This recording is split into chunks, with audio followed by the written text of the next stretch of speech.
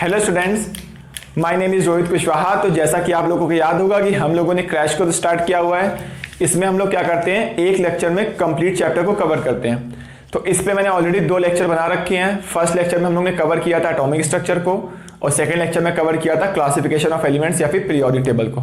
ठीक है, तो आज का लेक्चर होगा क्लास 12 का पहला चैप्टर है, क्या होगा, सोल्यूशन। ठीक है, तो आज हम लोग इस पूरे लेक्चर में इस चैप्टर को कवर करने वाले हैं। तो बच्चों, पहले मैं आपको बताना चाहूंगा कि सोल्यूशन क्या होता है। 2 एंड मोर देन 2 कंपोनेंट के मिक्सचर को हम लोग क्या बोलते हैं, सोल्यूशन बोलते हैं। ठीक है, वहां पर हम लोग 2 टर्म यूज करते हैं, एक सोल्यूट और एक सॉल्वेंट। तो पहले आपको आइडेंटिफाई करना आना चाहिए कि सोल्यूट क्या होता है, सॉल्वेंट क्या होता है। क्लियर है? जैसे मैं आपको बताता हूं कि एक मैंने एग्जांपल लिया, 2 लिक्विड का मिक्सचर लिया। ठीक है, तो जिस लिक्विड में क्या होगा, जिस लिक्विड का परसेंटेज ज्यादा होगा उसको हम लोग क्या बोलेंगे, सॉल्वेंट है, और जिसका परसेंटेज कम होगा वो क्या होगा, सोल्यूट हो जाएगा। क्लियर है? यानी जब भी दोनों का फेस सेम होगा तो जिसका परसेंट ज्यादा होगा वो सॉल्वेंट होगा और जिसका परसेंट कम होगा वो सोल्यूट होगा। क्लियर है? अब अगर तुमने 2 चीजों को ऐसे मिक्स कर दिया जिनका फेस अलग अलग है, for example sugar and water. ठीक है, तो सॉलिड, शुगर सॉलिड होता है और वाटर क्या है, लिक्विड है। तो जो डिसॉल्व होता है वो क्या होता है, सोल्यूट होता है, और जो डिसॉल्व करता है वो क्या होता है, सॉल्वेंट होता है। तो शुगर क्या हो गया, सोल्यूट हो गया, और लिक्विड क्या हो गया, सॉल्वेंट हो गया। क्लियर है? तो सॉलिड हमेशा सोल्यूट होगा और लिक्विड क्या होगा, हमेशा सॉल्वेंट होगा, क्योंकि हम लोग यहाँ पर ट्रू सॉल्यूशन की बात कर रहे हैं। आगे बात समझ आप लोगों को? चलो ठीक है। अब बच्चों देखो यहाँ पर नेक्स्ट में देखो इसके कुछ फॉर्मूले डिस्कस करता हूँ। एक हम लोग ने पढ़ा हुआ था, इसको हम लोग ने मोल कॉन्सेप्ट में ही पढ़ा हुआ है।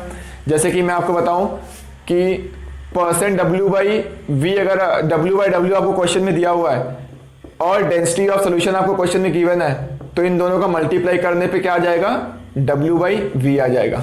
ठीक है, मैं आपको बता देता हूं W बाई W मतलब क्या होता है। W बाई W मतलब होता है वेट किसका, सोल्यूट का, डिवाइड बाई वेट किसका, सोल्यूशन का, इंटू 100। क्या आ रही बात समझ में आप लोगों को? चलो ठीक है, अब मैं बताता हूँ। W बाई V मतलब क्या होता है। W बाई V मतलब होता है वेट किसका, सोल्यूट का, और वॉल्यूम किसका, सोल्यूशन का, इंटू 100। तो ये दोनों वेट ग्राम में होगा, ये ग्राम में होगा, और ये वॉल्यूम किस में होगा, ml में होगा। क्लियर है? और ये तो डेंसिटी ऑफ सोल्यूशन लिखा हुआ है। तो एक फॉर्मूला आपको याद रखना है। ठीक है, तो मैं नंबर भी डाल देता हूँ। सेकेंड फॉर्मूला देखो हम लोग ये यूज करते हैं कि अगर आपको W बाई V पता है तो उसमें 10 का मल्टीप्लाई कर दो, divide by molar mass of solute से डिवाइड कर दो, तो क्या आ जाएगा, मोलैरिटी आ जाएगा। क्लियर है? अगर कैपिटल M लिखा हुआ है तो कैपिटल M मतलब क्या होता है, इसका मतलब होता है मोलैरिटी होता है। क्लियर है? और मोलैरिटी मतलब होता है नंबर ऑफ मोल्स किसके, सॉल्यूट के, डिवाइड बाई वॉल्यूम किसका, सॉल्यूशन का, वो भी किसमें, लीटर में। क्या रही बात समझ में? तो 2 फॉर्मूले आपको याद रखने जो मैं बार बार यूज करूंगा। ठीक है, इसको हम लोगों ने मोल कॉन्सेप्ट में पढ़ा हुआ था। थर्ड फॉर्मूला तो क्या याद रखना है, मोलैलिटी इक्वल टू होता है, मैं लिख देता हूं, स्मॉल m मतलब क्या होता है, मोलैलिटी होता है, और मोलैलिटी इक्वल टू होता है मोल फ्रैक्शन किसका, सॉल्यूट का, into 1000 divide by mole fraction किसका, solvent, into molar mass of solvent. Clear है? चलो फिर ठीक है। तो ये मतलब मोल फ्रैक्शन सॉल्यूट का और ये मतलब मोल फ्रैक्शन सॉल्वेंट का है। फोर्थ देखो इसमें जो फॉर्मूला आपको याद रखना है, फोर्थ नंबर क्या होगा, density of solution divide by molarity equal to क्या होता है, 1 by molarity plus molar mass of किसका, मोलर मास सॉल्यूट का, डिवाइड बाई 1000। क्लियर है? और यहाँ जो डेंसिटी होती है किसमें होती है, ग्राम पर ml में। यहाँ पे डेंसिटी किसमें होती है, ग्राम पर ml में। क्या बच्चों आ रही बात समझ में? तो अब जल्दी से इसको नोट करिए, हम इसके ऊपर क्या करते हैं, कुछ क्वेश्चन सॉल्व करते हैं। ठीक है ना?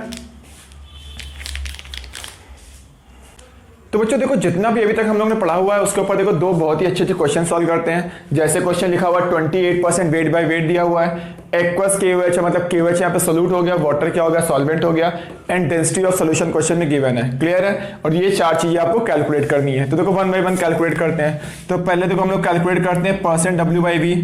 तो W बाई V का फॉर्मूला डिस्कस किया था अभी हम लोगों ने। अगर W बाई W पता है और डेंसिटी ऑफ सोल्यूशन पता है, दोनों का मल्टीप्लाई कर दो तो वेट बाई वॉल्यूम आ जाएगा। ठीक है, तो वेट बाई वेट कितना दिया है, 28% है, और डेंसिटी ऑफ सोल्यूशन ग्राम पर ml में होना चाहिए, और यही वैल्यू गिवन है। तो वैल्यू कितनी आ गई, 35 आ गया। क्या बच्चा समझ में आ रही बात आप लोगों को? चलो फिर ठीक है। सेकंड देखो आपसे पूछ रहा है कि मोलैरिटी कैलकुलेट करो, तो कैपिटल एम मतलब होता है मोलैरिटी, तो मोलैरिटी इक्वल टू क्या होगा, देखो एक फॉर्मूला पढ़ा था अभी हम लोगों ने W/V अगर पता है, और 10 का मल्टीप्लाई कर दो divide by molar mass of solute से डिवाइड कर दो। क्लियर है, तो क्या आ जाएगा, मोलैरिटी आ जाएगा। तो W/V मैंने कैलकुलेट कर लिया है, कितना आ रहा है 28 इंटू 1.25 आ रहा है। क्लियर है, ठीक है, इंटू क्या कर दोगे 10 कर दोगे divide by molar mass of solute. और सॉल्यूट क्या है तुम्हारा KOH है, तो KOH का मोलर मास कितना होता है 56 होता है। क्या बच्चों समझ में आ रही बात है आप लोगों को? तो यहाँ दो चीजें सॉल्व हो गई। क्लियर है, अब देखो उसी का थर्ड पार्ट हम लोग डिस्कस करते हैं। तो देखो थर्ड पार्ट क्या होगा, यहां बोल रहा है कि मोलैरिटी कैलकुलेट करो। तो चलो मोलैरिटी कैलकुलेट करने के लिए 28% वेट बाई वेट मतलब क्या होता है पहले लिखो। तो इसका मतलब होता है 28 ग्राम क्या है यहाँ पर KOH है, किसमें 100 ग्राम सॉल्यूशन में। क्या रही बात तो समझ में आप लोगों को? इसका मतलब 28 ग्राम क्या है KOH है, किसमें 72 ग्राम वाटर में 100 ग्राम सोल्यूशन है जिसमें सोल्यूट कितना है 28 ग्राम, तो सॉल्वेंट कितना हो जाएगा 72 ग्राम। तो यहां से मैं मोलैरिटी कैलकुलेट कर सकता हूं। तो मोलैरिटी इक्वल टू क्या आ जाएगा यहां पर देखो, तो मोलैरिटी इक्वल टू आएगा नंबर ऑफ मोल सोल्यूट के, है ना। तो सोल्यूट के मोल्स डिवाइडेड वेट किसका होता है सॉल्वेंट का, वो भी किस में होना चाहिए kg में होना चाहिए। तो यहां देखो कैसे आएगा, नंबर ऑफ मोल सोल्यूट के कितने हैं, मास पता है, मोलर मास से डिवाइड कर दो, मोल्स आ गए 28/56 हो गया। वेट सॉल्वेंट का केजी में, आप सॉल्वेंट का वेट किसमें दिया 72 ग्राम दिया हुआ है, तो डिवाइड बाय क्या कर दो 1000 कर दो। क्या बच्चों आ रही बात समझ आप लोगों को? ठीक है, तो ये हो गया। फोर्थ देखो, फोर्थ पार्ट क्या पूछ रहा है, बोल रहा है कि यहाँ पे आपको क्या कैलकुलेट करना है, मोल फ्रैक्शन सोल्यूट कैलकुलेट करना है। तो जैसा कि आपको पता है मोल फ्रैक्शन सोल्यूट क्या होता है, एक फॉर्मूला पढ़ा था हम लोगों ने, मोलैरिटी इक्वल टू क्या होता है, मोल फ्रैक्शन सोल्यूट होता है इंटू 1000 होता है डिवाइड बाई मोल फ्रैक्शन किसका होगा solvent into molar mass of solvent.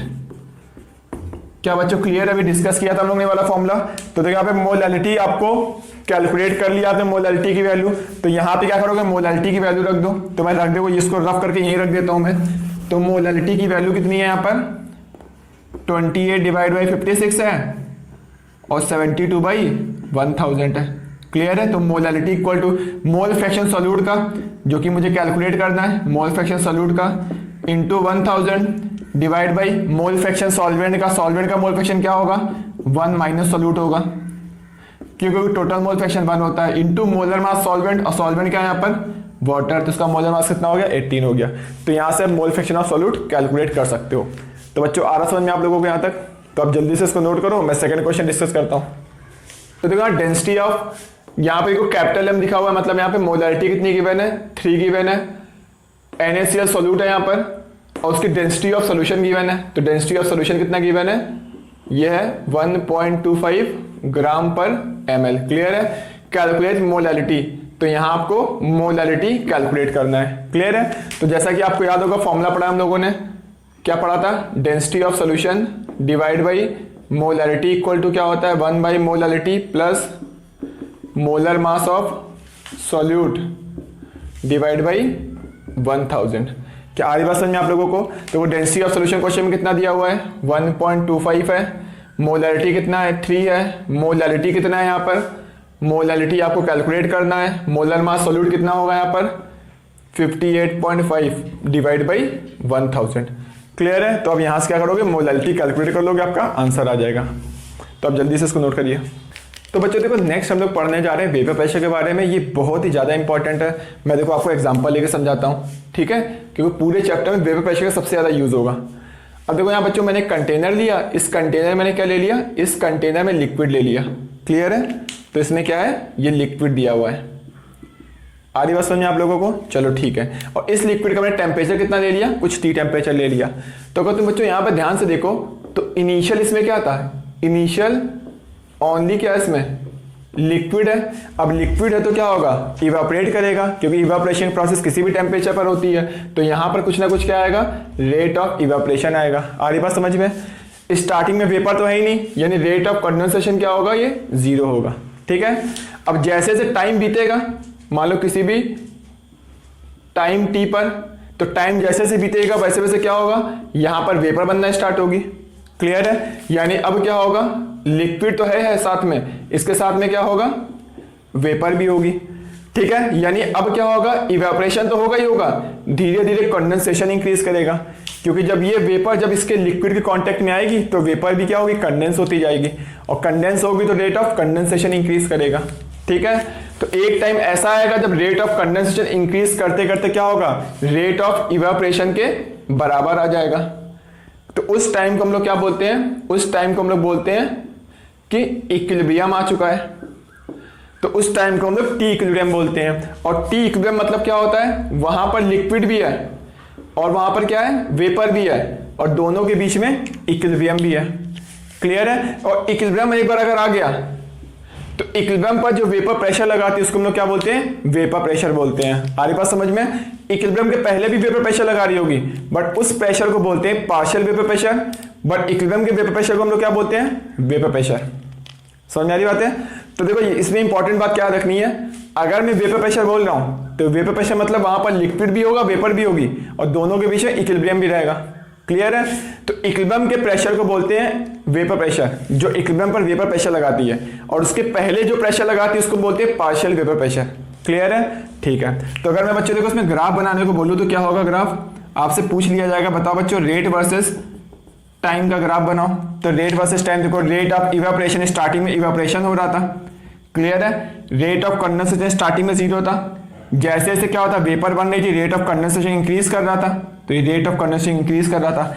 एक टाइम बाद दोनों क्या हो गए तुम्हारे, बराबर हो गए थे, तो rate of evaporation equal to rate of condensation हो गया था। ठीक है, और इस टाइम को हम लोग क्या बोलते हैं, इसको बोलते हैं टी इक्विलिब्रियम। ये इक्विलिब्रियम का टाइम आ गया है। क्या बच्चों आ रही बात समझ में आप लोगों को? और पूछ लेगा यहाँ पे जो इक्विलिब्रियम होता है वो कौन सा होता है, वो डायनेमिक नेचर का होता है। क्लियर है? तो अब जल्दी से इसको नोट करो, मैं आगे डिस्कस करता हूँ।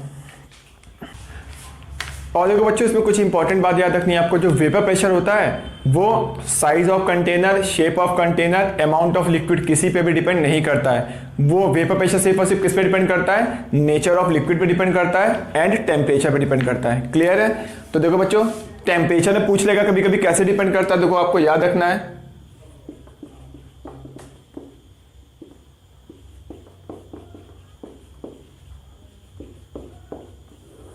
देखो क्लॉसियस क्लैपेरियन इक्वेशन होती है, इससे आप बता सकते हो ये इक्वेशन क्या होती है, d/dt ln vapour pressure equal to delta H vaporisation divide by RT²। तो ये टेम्परेचर है, ये वेपर प्रेशर है, तो इसमें डिपेंडेंसी आप लोग देख सकते हो। क्लियर है? इसी को आप सॉल्व करके इस पे ग्राफ भी पूछे जाएंगे आपसे, बोलेगा बच्चों बताओ वेपर प्रेशर वर्सेस टेम्परेचर का ग्राफ कैसा बनेगा। ठीक है, तो इसी इक्वेशन को सॉल्व करके जब आप ग्राफ बनाओगे तो ग्राफ ऐसा बनेगा। आ रही बात समझ में आपको? चलो फिर ठीक है। नेक्स्ट आपसे ये भी पूछा जाएगा कि बच्चों बताओ ln वेपर प्रेशर वर्सेस 1/टेम्परेचर का ग्राफ बताओ कैसा बनेगा। तो ये ग्राफ देखो ऐसा बनेगा। ठीक है, आप लोग बना लो, ग्राफ बहुत आसान है। और बच्चों देखो एक इक्वेशन यहाँ से मैं ये भी लिख सकता हूँ कि यहाँ पर आप ये भी लिख सकते हो, इसको जब सॉल्व करोगे तो आएगा ln vapour pressure 2 divide by vapour pressure 1, ठीक है, equal to delta H vaporisation divide by R। ये आएगा 1/T1 माइनस 1/T2। ठीक है, क्योंकि टेम्परेचर चेंज करोगे तो वेपर प्रेशर की वैल्यू चेंज होगी। तो मान लो T1 टेम्परेचर पे जो वेपर प्रेशर है वो वेपर प्रेशर 1 है, और जब टेम्परेचर चेंज करोगे T2 तो वेपर प्रेशर भी चेंज हो जाएगा, तो कितना हो गया, वेपर प्रेशर 2 हो गया। क्लियर है? तो बच्चों ये बहुत इंपॉर्टेंट था। अब इस पर देखो हम लोग और भी अच्छे अच्छे क्वेश्चन सॉल्व करते हैं, पर जल्दी से आप इसको नोट करिए। ठीक है ना? तो याद रखना vapour pressure size of container, shape of container, amount of liquid पे डिपेंड नहीं करता है, वो सिर्फ नेचर ऑफ लिक्विड और टेम्परेचर पे डिपेंड करता है। क्लियर है? तो आप नोट करिए इसको। तो बच्चों देखो जितना भी अभी तक हम लोगों ने पढ़ा हुआ है उसके ऊपर देखो अच्छे अच्छे क्वेश्चन दो सॉल्व कर लेते हैं। जैसा कि आपको लिख रहा है इस कंटेनर में बोल रहा है वेपर है, उसका प्रेशर इतना है, वॉल्यूम इतना है। बोला इसी वेपर को मैंने टेम्परेचर से मैं दूसरे कंटेनर में डाल दिया, तो 5 लीटर से मैंने कितने लीटर में डाल दिया, 20 लीटर में डाल दिया। तो बोला बताओ बच्चों वेपर का प्रेशर यहाँ पे कितना होगा।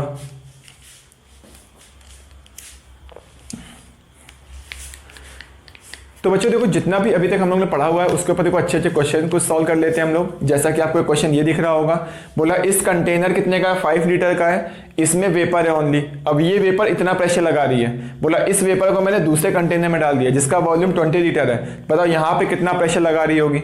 और यहाँ पर बोला दोनों कंटेनर सेम टेम्परेचर पर है। क्लियर है। तो देखो जैसा कि आपको लग रहा होगा यहाँ पर सिर्फ वेपर है, मतलब गैस है। गैस है तो आप क्या लगा सकते हो, बॉयल्स लॉ लगा सकते हो। बॉयल्स लॉ क्या है, P1 E1 equal to P2 V2 है एट कांस्टेंट टेम्परेचर पर।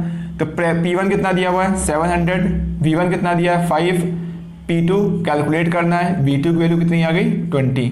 तो बच्चों यहाँ से P2 की वैल्यू हम लोग सॉल्व कर लेंगे, आंसर आ चुका है। ठीक है।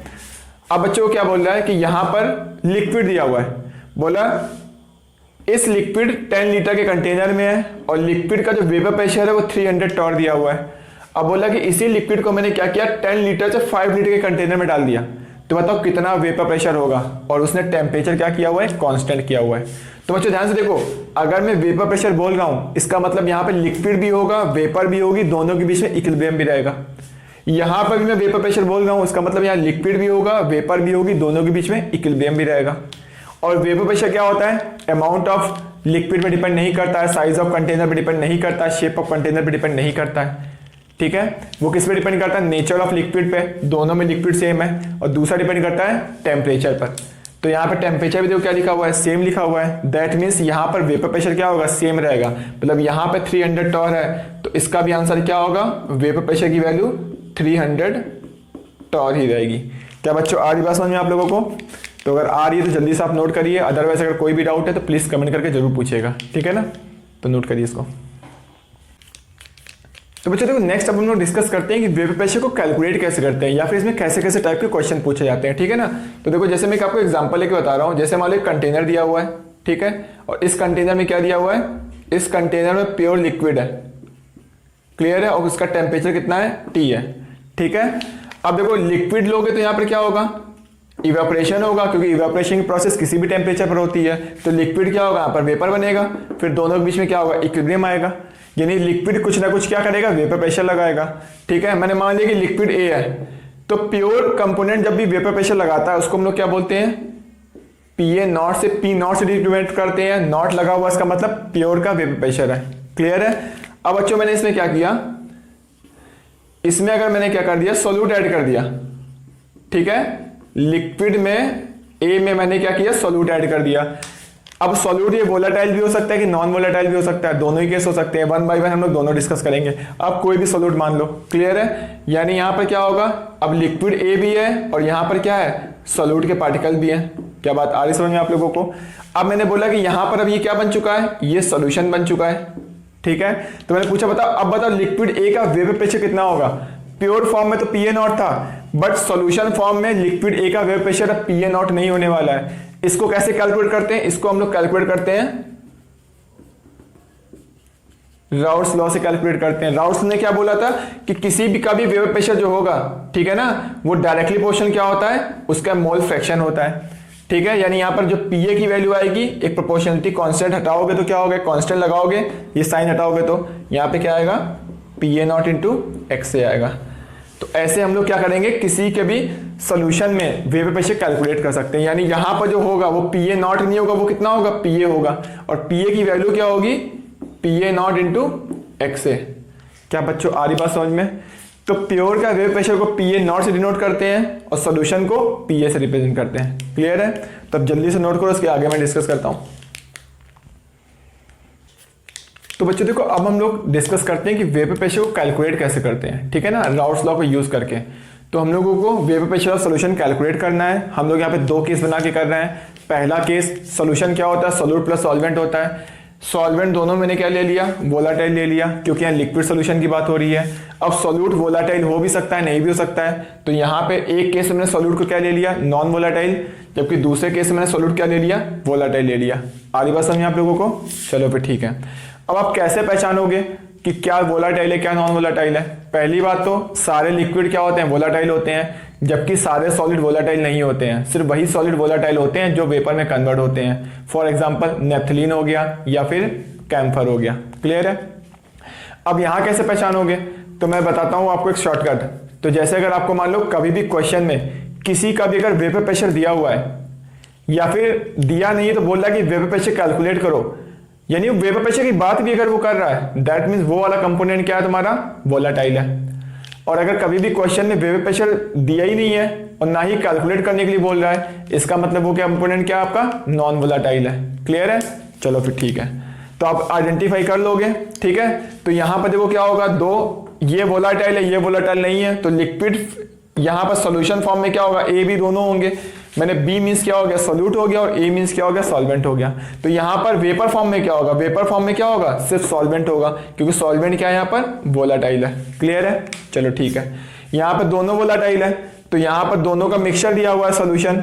अब यहां पर क्या होगा, दोनों वोलेटाइल है तो दोनों इवेपोरेट करेंगे, क्योंकि इवेपोरेशन की प्रोसेस किसी भी टेम्परेचर पर होती है।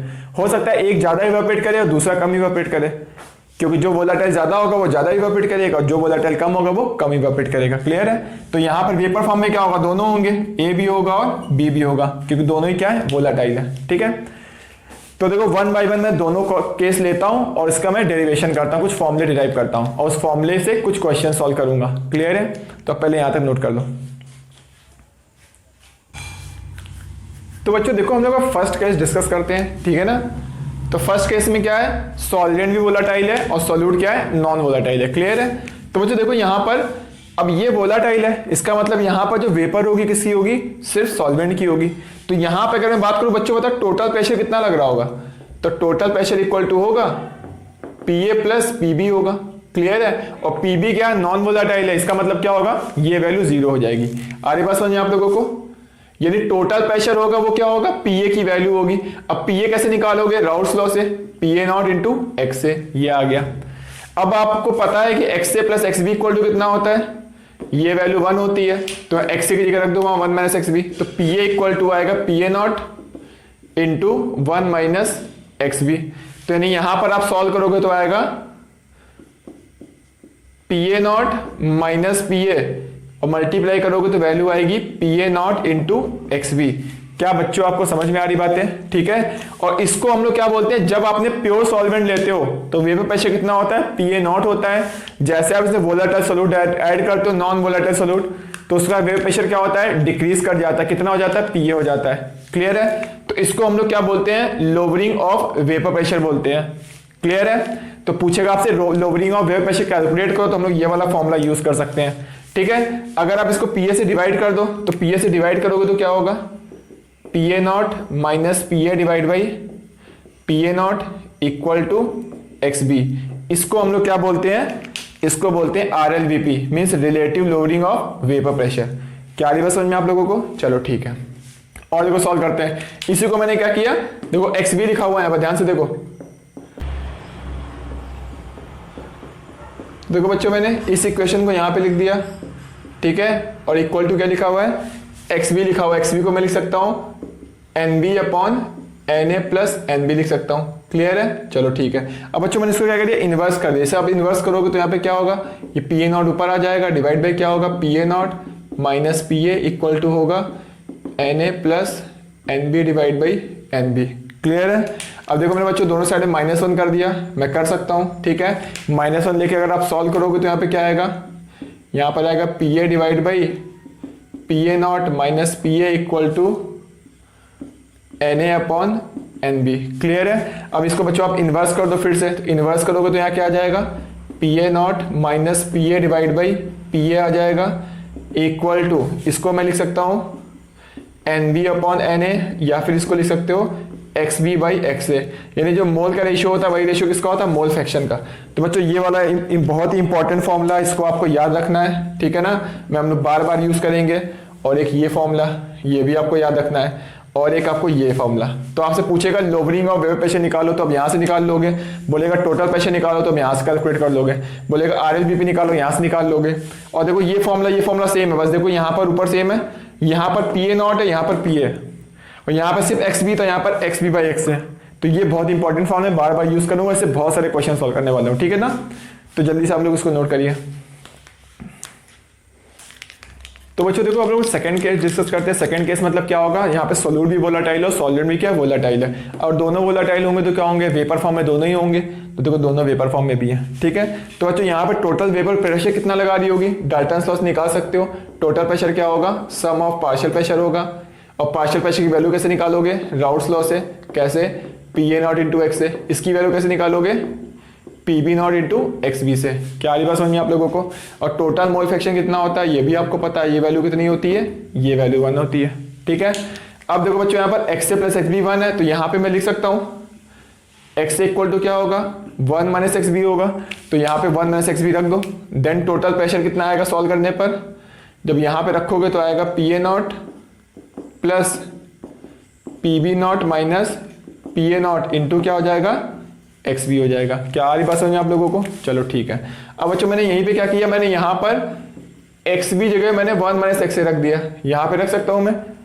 ठीक है, तो यहाँ एक्स बी की वैल्यू निकाली, यहाँ पुट कर दो। जब पुट करोगे तो यहाँ पे सॉल्व करोगे तो टोटल प्रेशर आएगा P B naught plus P A not minus P B not into X A. क्या बच्चों आ रही बात समझ में आप लोगों को। ठीक है ना, तो आप लोग इसको जल्दी से नोट करो, मैं अब इस पे बहुत अच्छे अच्छे क्वेश्चंस कराने वाला हूँ। ठीक है ना, तो आप नोट करिए। तो बच्चों देखो जितना भी अभी तक हमने थ्योरी पढ़ी हुई है उस पर कुछ क्वेश्चन सॉल्व कर लेते हैं। देखो ये 3 क्वेश्चन लिखे होंगे, आपको दिख रहा होगा। ठीक है ना, देखो 1 बाय 1 सॉल्व करते हैं। तो 1 मिनट में आपको क्वेश्चन सॉल्व करना होगा। देखो हम लोग कैसे सॉल्व करते हैं, जैसे लिखा हुआ 20 gram of non volatile solute दिया है। सोल्यूट नॉन वोलेटाइल है मतलब केस 1 की बात हो रही है। ठीक है, और केस 1 में याद होगा मैंने एक फॉर्मूला आपको बताया था जो कि बहुत इंपॉर्टेंट था। कौन सा, P A not minus P A divide by P A equal to X B by X A था, या फिर इसको एन बी बाई एन लिख सकते हो। ए मीन्स क्या हो गया, सॉल्वेंट, और बी मतलब क्या हो गया, सोल्यूट। ये एन ए मतलब नंबर ऑफ मोल किसके हो गए, सॉल्वेंट के। ठीक है, तो यहाँ देखो बेंजीन सॉल्वेंट है, और बेंजीन का प्योर में वेपर प्रेशर यहाँ पे रखना है, कितनी है, 200 वैल्यू गिवन है। ये सोल्यूशन का कितना दिया हुआ है, 150 दिया हुआ है। क्लियर है, डिवाइड बाई पी ए कितना हो गया, ये हो गया, इक्वल टू एक्स बी मतलब क्या हो गया, बी के मोल्स। बी के मोल्स मतलब सोल्यूट के मोल्स, तो सोल्यूट के मास तो दिया हुआ है, सोल्यूट का मोलर मास नहीं पता, मैंने एम मान लिया। ठीक है, अब नीचे होगा सॉल्वेंट के मोल। सॉल्वेंट क्या, बेंजीन है, तो बेंजीन के मोल कैसे होंगे, 156 डिवाइड बाई 78। क्या बच्चों वाली बात समझ में। बस आप इस इक्वेशन को सॉल्व करो, यहाँ से क्या आ जाएगा, एम की वैल्यू आ जाएगी, और एम की वैल्यू आ गई भाई, क्या हो गया, आंसर हो गया। क्या आ रही बात समझ में आप लोगों को। तो मैं इसको रफ करता हूँ, आपने नोट कर लिया होगा तब तक। तो बच्चों बहुत ही आसान क्वेश्चन है इसके, आप भी इजीली सॉल्व कर लोगे, थोड़ी बस प्रैक्टिस करनी पड़ेगी आपको। ठीक है ना, तो इसके पास क्वेश्चन देखते ही आंसर आ जाएगा। तब तक आप देखो सेकंड क्वेश्चन पढ़ लो, ये जो सेकंड नंबर पे लिखा हुआ है। ठीक है, तो पहले हमने थर्ड क्वेश्चन डिस्कस किया, फिर सेकंड डिस्कस करेंगे, फिर फर्स्ट डिस्कस करेंगे। तो देखो क्या लिखा, how many gram of glucose should be dissolve in. Glucose की बात हो रहा है। ग्लूकोज क्या होता है तुम्हारा, नॉन वोलेटाइल सोल्यूट है। ठीक है ना, वाटर क्या है यहाँ पे, सॉल्वेंट है। फिर देखो मैं सेम फॉर्मूला यूज करूंगा, P A not minus P A divide by P A equal to क्या था, N B by N A था, या फिर इसको लिख सकते हो एक्स बी बाई एक्स है। ठीक है ना, बी मतलब सोल्यूट, ए मतलब सॉल्वेंट। तो अब प्योर का वेपर प्रेशर बोला 80% डिक्रीज हो गया, तो मैं मान रहा हूँ कि पी ए नॉट कितना है, अगर 100 है, ठीक है ना, तो पी ए कितना होगा, ये 80 mm हो जाएगा, क्योंकि 20% मुझे डिक्रीज करना है। ठीक है ना, तो यहाँ वैल्यू रखो, 100 माइनस 80 डिवाइड बाई क्या हो गया, 80 इक्वल टू बी मतलब सोल्यूट के मोल्स। सोल्यूट के moles given mass by molar mass, क्योंकि मुझे मास नहीं पता है। ठीक है, सॉल्वेंट के मोल्स कैसे होंगे, 180 डिवाइड बाई 18, क्योंकि वाटर सॉल्वेंट है। क्लियर है, तो आप लोग बच्चे इसको सॉल्व कर लोगे, सॉल्व करके यहाँ से क्या करोगे, डब्ल्यू की वैल्यू निकाल लेना, और वही क्या होगा, आंसर होगा। क्लियर है, तो मैं मान के चल रहा हूँ कि आपने नोट कर लिया होगा। मैं रफ करता हूँ, क्योंकि ये 1 शॉर्ट वीडियो है, इसमें ज़्यादा टाइम है नहीं हम लोगों के पास, तो बहुत ही फास्ट पढ़ना पड़ेगा हम लोगों को, क्योंकि ये रिवीजन क्लास है। ठीक है ना, अगर आपको डिटेल में सब वीडियो चाहिए तो आप प्लेलिस्ट में जाना, किसमें, सॉल्यूशन की प्लेलिस्ट क्लास 12, तो उसमें सारे वीडियो डिटेल में मिल जाएंगे आपको। अब देखो बच्चों ये क्वेश्चन दिख रहा होगा आपको, 30 ग्राम यूरिया गिवन है और इतने ग्राम वाटर गिवन है। तो यूरिया क्या नॉन वोलेटाइल है, सोल्यूट, और वाटर क्या सॉल्वेंट है, यानी ये भी फर्स्ट केस की बात कर रहा है। ठीक है, vapour pressure of water at that temperature, यानी प्योर वाटर का वेपर प्रेशर क्वेश्चन में गिवन है। क्लियर है, अब बोला है वेपर प्रेशर ऑफ सोल्यूशन निकालो, तो यहाँ पे गिवन क्या क्या पहले वो लिख लेते हैं। तो गिवन क्या है, पी ए नॉट की वैल्यू कितनी है 300 mmHg गिवन है। चलो फिर ठीक है।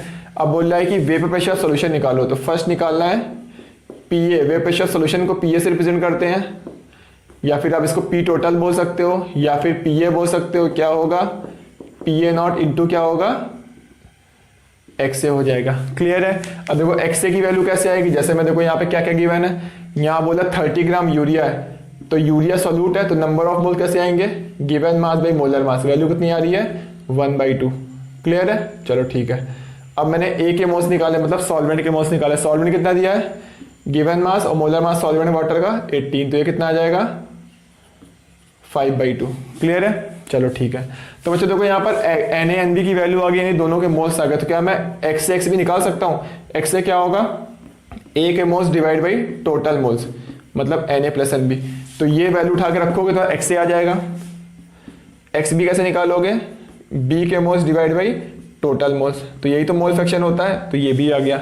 अब आपका एक्स ए की वैल्यू आ चुकी है यहाँ पर, ठीक है, ये कैलकुलेट कर चुके हो, और यहाँ पे पी ए नॉट पहले से पता था, तो यहाँ से क्या होगा, पी टोटल आ जाएगा। अब देखो सेकंड क्वेश्चन क्या बोल रहा है, सेकंड बोल रहा है कि आर एल बी पी निकालो।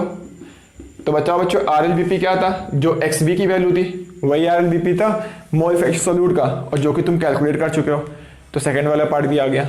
अब देखो थर्ड पार्ट क्या बोल रहा है, थर्ड पार्ट बोल रहा है एल बी पी निकालो। तो याद करो एल बी पी क्या था,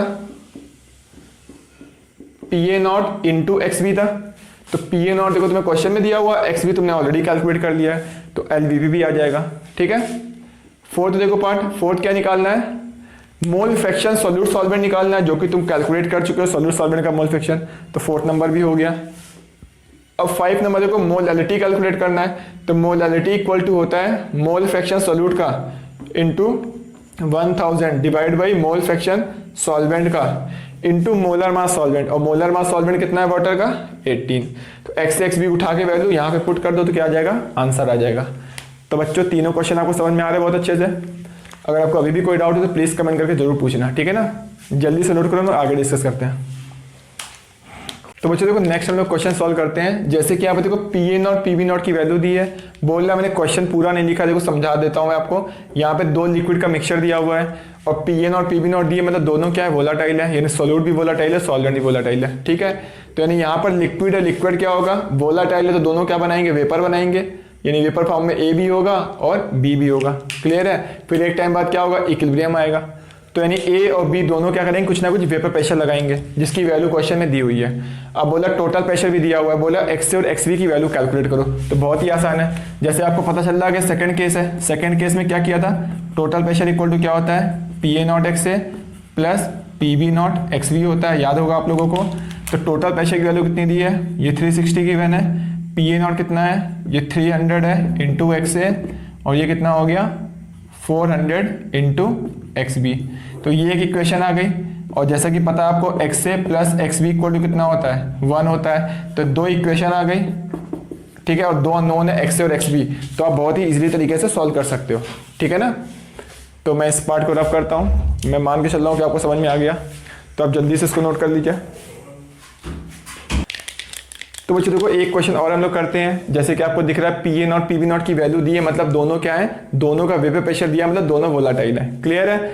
अब दोनों का मोलर मास गिवन है, ए और बी का, बोल रहा है calculate vapour pressure of solution निकालना है by mixing equal moles of A and B. तो देखो 1 by 1 केस करते हैं। पहले मैंने क्या लिया यहाँ पर, इक्वल मोल्स लिया। जब मोल्स इक्वल लोगे तो मोल फ्रैक्शन की वैल्यू कितनी हो जाएगी, मोल फ्रैक्शन क्या होता है, ए के मोल बाई टोटल मोल या बी के मोल बाई टोटल मोल, तो दोनों वैल्यू क्या हो जाएगी, इक्वल हो जाएगी, मतलब हाफ हो जाएगी, क्योंकि टोटल मोल फ्रैक्शन 1 होता है। ठीक है ना। यानी अब देखो यहाँ पे क्या, कैलकुलेट वेपर प्रेशर सॉल्यूशन निकालना है, तो टोटल वेपर प्रेशर क्या होगा, जैसा कि पता है दोनों वोलाटाइल है, मतलब ये वाला फॉर्मूला लगाओगे। क्लियर है आप लोगों को। तो यहाँ पे टोटल प्रेशर कैलकुलेट कर लो। पी ए नॉट कितना दिया है, 300 इंटू 1/2 प्लस 500 इंटू 1/2, तो यहाँ से क्या होगा, टोटल प्रेशर की वैल्यू सॉल्व हो जाएगी। क्लियर है। चलो फिर ठीक है, मैं इसको रफ करता हूँ। अब देखो सेकंड पार्ट क्या बोल रहा है, बोल रहे अब तुम्हें क्या करना है, टोटल प्रेशर निकालना है, बट अब कैसे निकालना है, इक्वल मास लेके निकालना है। तो अभी हम लोगों ने मोल्स को इक्वल किया था। ठीक है। तो सेकंड पार्ट बोल रहा है कि आपको क्या करना है, इक्वल मास लेना है। चलो ठीक है, इक्वल मास मतलब क्या होगा, ए का मास और बी का मास दोनों इक्वल होगा, तो कितना भी मान सकते हो, एक्स मानो, वाई मानो, जेड मानो, डब्ल्यू मानो, कुछ भी मानो। तो चलो मैंने इसको 200 मान लिया, ठीक है। 200 मैंने क्यों माना, क्योंकि देखो 200 दोनों से डिविजिबल है, जिससे थोड़ा कैलकुलेशन आसान हो जाएगी बस। बाकी अब कोई भी मानो, आंसर में कोई फर्क नहीं पड़ेगा, ठीक है। तो यहाँ देखो मैंने पूछा, बता बच्चों ए के मोल्स कितने होंगे, ए के मोल कितने होंगे, गिवन मास, मास कितना है इसका, ए का मास है 200 divide by molar mass, value कितनी आ रही है 4। मैंने पूछा बच्चों बताओ बी के मोल कितने होंगे, बी का mass divide by molar mass, value कितनी आ रही है 1। यानी मैं पूछूं एक्स ए की वैल्यू कितनी होगी, ए के mole by divide by total mole, total 5 है। एक्स बी की वैल्यू कितनी होगी, बी के मोल डिवाइड बाई टोटल मोल। तो देखो एक्स और एक्स बी की वैल्यू सॉल्व हो गई है। आपसे पूछा क्या गया है, वेपर प्रेशर ऑफ सोल्यूशन। तो जैसा कि पता आपको दोनों वोलेटाइल है, तो टोटल प्रेशर निकालना है आपको। कैसे निकालोगे, P A naught X A plus P B naught X B. क्या बात आ रही समझ में आप लोगों को। तो टोटल प्रेशर की वैल्यू कितनी आएगी, 300 इंटू 4/5 प्लस 500 इंटू 500 नहीं है 400 है, ठीक है ना, हाँ 500 है, 500 इंटू 1/5। क्या बच्चों समझ पा रहे हो आप लोग। तो यहाँ से भी टोटल वेपर प्रेशर की वैल्यू कैलकुलेट हो जाएगी। तो आप लोग इसको जल्दी से नोट करो। अगर आपको अभी भी कोई डाउट है तो प्लीज कमेंट करके पूछ लेना, ठीक है ना। तो बच्चों देखो अब हम लोग नेक्स्ट क्वेश्चन सॉल्व करते हैं। जैसा कि आपको दिख रहा है, aqueous solution containing liquid A, मतलब सोल्यूशन किसका है, लिक्विड है ए, और वाटर भी क्या है, लिक्विड है, ठीक है ना। और ये जो दिया हुआ है ब्रैकेट में, ए का मोलर मास गिवन है, इतने % लिक्विड ए है, और सोल्यूशन का जो वेपर प्रेशर दिया हुआ कितना है, 145 mmHg है। तो देखो क्या क्या इंफॉर्मेशन गिवन है, पहले वो लिख लेते हैं। तो यहाँ पे देखो गिवन है vapour pressure of solution given है, ठीक है, यानी टोटल वेपर प्रेशर गिवन है 145 mmHg। क्लियर है, चलो ठीक है। अब क्या बोल रहा है यहाँ पर, अब बोल रहा है 64% बाई वेट है, क्या है, लिक्विड ए। इसका मतलब क्या होगा, इसका मतलब ये होगा कि 64 ग्राम अगर लिक्विड ए है तो 100 ग्राम क्या है तुम्हारा सोल्यूशन। 100 ग्राम सोल्यूशन में 64 ग्राम है, यानी 64 ग्राम ये और 100 ग्राम सोल्यूशन है। तो बाकी का बचा हुआ क्या होगा, 100 माइनस 64 ग्राम, मतलब 36 ग्राम क्या होगा यहाँ पर, वाटर हो जाएगा। क्या बच्चों समझ पा रहे हो आप लोग। चलो ठीक है। तो बच्चों यहाँ देखो इसका मोल कैसे निकालोगे, तो मैं देखो यहाँ मोल निकाल रहा हूँ। लिक्विड ए का जो मोल होगा वो क्या होगा, लिक्विड ए का mass divide by molar mass, ठीक है, क्योंकि मोलर मास है 28 दिया हुआ है। अब देखो बच्चों यहाँ पर वाटर के मोल निकालने हैं यहाँ पर। तो जो वाटर के मोल होंगे क्या होंगे, वाटर का मास डिवाइड बाई वाटर का मोलर मास। तो मोल्स आ गया, ठीक है। अब बोला है लिक्विड ए भी वोलाटाइल है, वाटर भी क्या है, वोलाटाइल है। तो यहाँ पे कौन सा केस हो गया, सेकंड केस हो गया। सेकंड केस हो गया, दैट मीन्स आप क्या कर सकते हो, total pressure equal to P A naught X A plus P B naught X B लगा सकते हो, ठीक है ना। तो टोटल प्रेशर आपको कितना दिया है, 145 mmHg है, ठीक है। पी ए नॉट आपको कैलकुलेट करना है, लिखा हुआ है प्योर का। एक्स ए की वैल्यू कितनी होगी, एक्स ए क्या होगा, एक्स ए मतलब ए के मोल बाई टोटल मोल। तो ए के मोल कितने हैं, 64/28 बाई टोटल मोल कितना होगा, 64/28 प्लस 36/18। तो ये हो गया मोल फ्रैक्शन किसका हो गया, ए का हो गया, प्लस पी बी नॉट। अब मोल फ्रैक्शन बी का देखो क्या होगा, बी के मोल divide by total moles. Total moles क्या होगा, ए के मोल्स प्लस बी के मोल्स। क्या बच्चों समझ पा रहे हो आप लोग। तो यहां से क्या करोगे आप, पी ए नॉट की वैल्यू, अब देखो पी बी नॉट भी क्वेश्चन में दिया है। पी बी नॉट कितना दिया है, प्योर वाटर, मतलब ये वाटर की बात हो रही है, वाटर कितना दिया है, 155 दिया हुआ है। तो यहां देखो बच्चों पी बी नॉट की वैल्यू भी कितनी दी है, 155 mmHg दिया हुआ। तो ये उठा के यहाँ पे रख दो।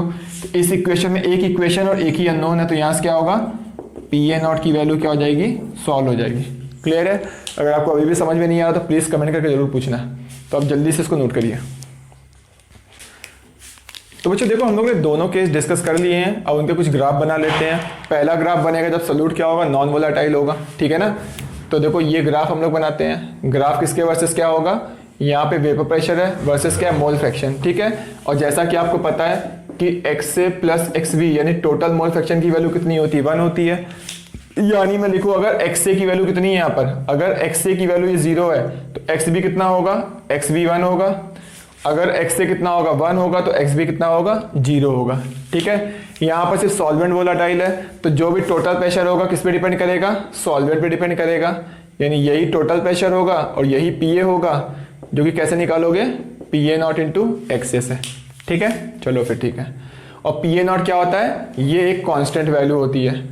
क्या बच्चों वाली बात समझ में आप लोगों को? चलो ठीक है।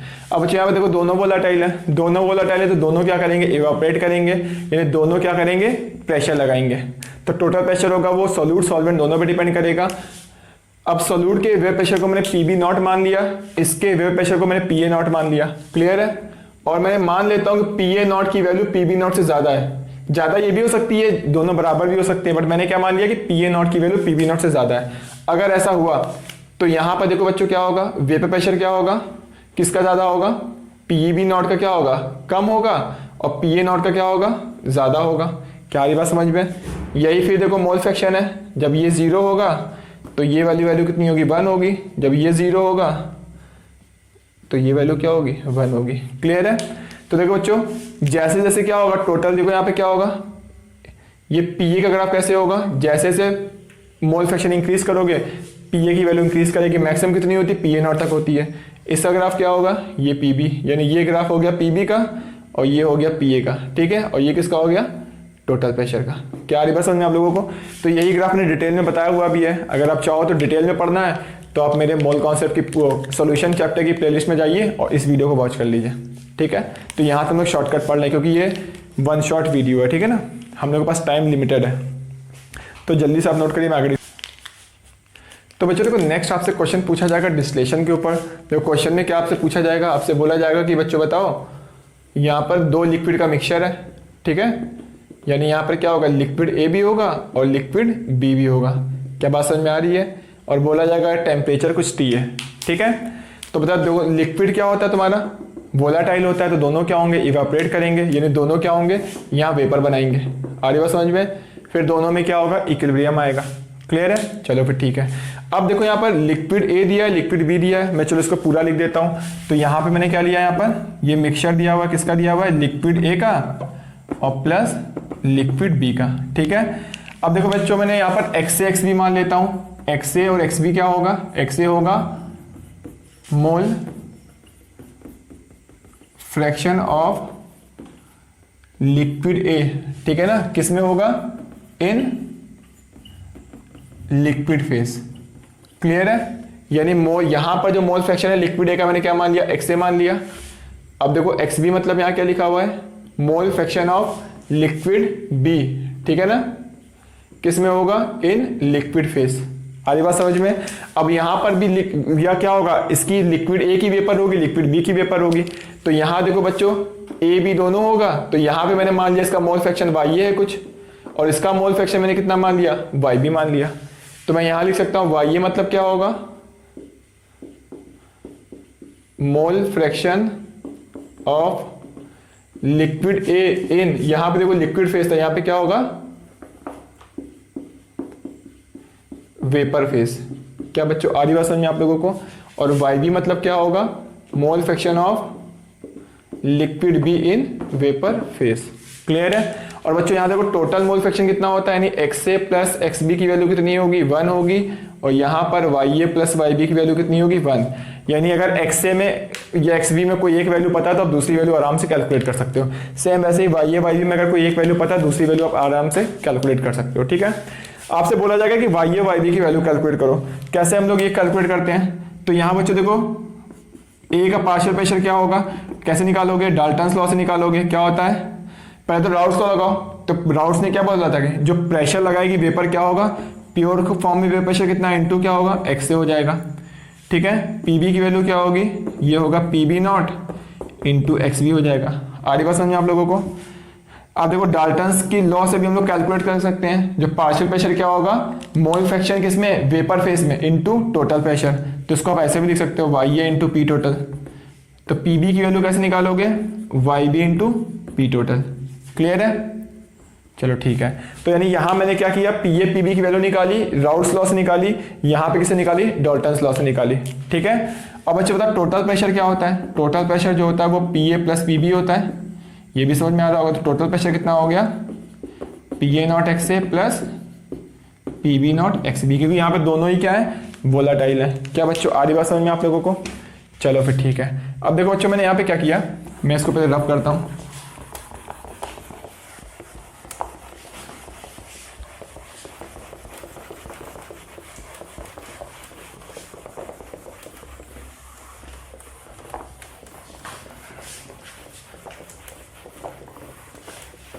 देखो बच्चों मैंने यहाँ पे क्या किया, यहाँ पर ये भी पी है ये भी पी है, दोनों वैल्यू को बराबर कर दो। तो यहाँ पर क्या होगा, इन दोनों को डिवाइड देखो बराबर करोगे तो क्या आएगा, पी ए इक्वल टू आएगा P A not into X A equal to Y A into क्या होगा, पी टोटल आएगा। वैसे पी बी इक्वल टू क्या होगा, P B not into X B equal to Y B into P total आएगा। अब अगर चाहो तो दोनों को डिवाइड कर दो, दोनों को डिवाइड करोगे तो क्या होगा, Y A by Y B का रेशियो आएगा। यहाँ क्या आएगा, P A naught X A by P B naught X B. तो बच्चों ये देखो एक फॉर्मूला हो गया, इस फॉर्मूले का यूज करके हम लोग क्या कर सकते हैं, वाई ए वाई बी कैलकुलेट कर सकते हैं। ठीक है। और जैसा कि आपको पता है Y A plus Y B कितना होता है, ये 1 होता है। तो ये एक इक्वेशन हो गई, ये एक सेकंड इक्वेशन हो गई। तो आपको इन्फॉर्मेशन दी जाएगी, लिक्विड ए लिक्विड बी के बारे में क्या होगा बताया जाएगा। इसके हो सकता है मास दिया हो तो मोल निकाल लोगे, हो सकता है मोल्स दिए हो, या हो सकता है डायरेक्ट मोल फ्रैक्शन दिया हो। ठीक है। तो कुछ भी इन्फॉर्मेशन दी होगी तो वहां से आप मोल फ्रैक्शन की वैल्यू कैलकुलेट कर लोगे। मान लो मास दिया है तो मोलर मास पता होगा तो मोल्स निकाल लोगे, मोल्स आ गया तो मोल फ्रैक्शन आ गया। ठीक है। यानी एक्स एक्स बी की वैल्यू पता चल गई। और P A not P B naught हमेशा क्वेश्चन में दिया होगा क्योंकि ये कांस्टेंट वैल्यू होती है, ये टेम्परेचर पे डिपेंड करती है। ठीक है ना। तो ये चारों वैल्यू पता तो वाई ए बाई बी का रेशियो आ जाएगा, और वाई ए बाई बी का रेशियो आ गया, और Y A plus Y B कितना होता है 1। तो दो इक्वेशन होगी, दो अननोन होंगे, आपका आंसर आ जाएगा। तो आपसे वाई ए वाई बी ही पूछा जाएगा। ठीक है ना। तो बोलेगा बच्चों बताओ यहाँ पर वाई ए वाई बी कैलकुलेट करो। तो आराम से दो इक्वेशन सॉल्व करके वाई ए वाई बी क्या कर सकते हो, सॉल्व कर सकते हो। क्लियर है। चलो ठीक है। अब बच्चों आपसे कभी ये बोला जाएगा इसी पेपर को मैंने कंडेंस कर दिया, ठीक है ना। तो बोलेगा फर्स्ट टाइम मैंने कंडेंस कर दिया, तो बोलेगा तो कंडेंस करने के बाद जो वेपर बनेगी है ना, उसमें बताओ मोल फ्रैक्शन की वैल्यू जो होगी वाई ए वाई बी वो कितना होगा। तो देखो उसमें जो होगा मैंने Y A dash Y B dash मान लिया, इक्वल टू क्या होगा यहाँ पर, P A naught by P B naught हो गया, इसका square into X A by X B होगा। क्या बच्चों समझ आ रहे हो।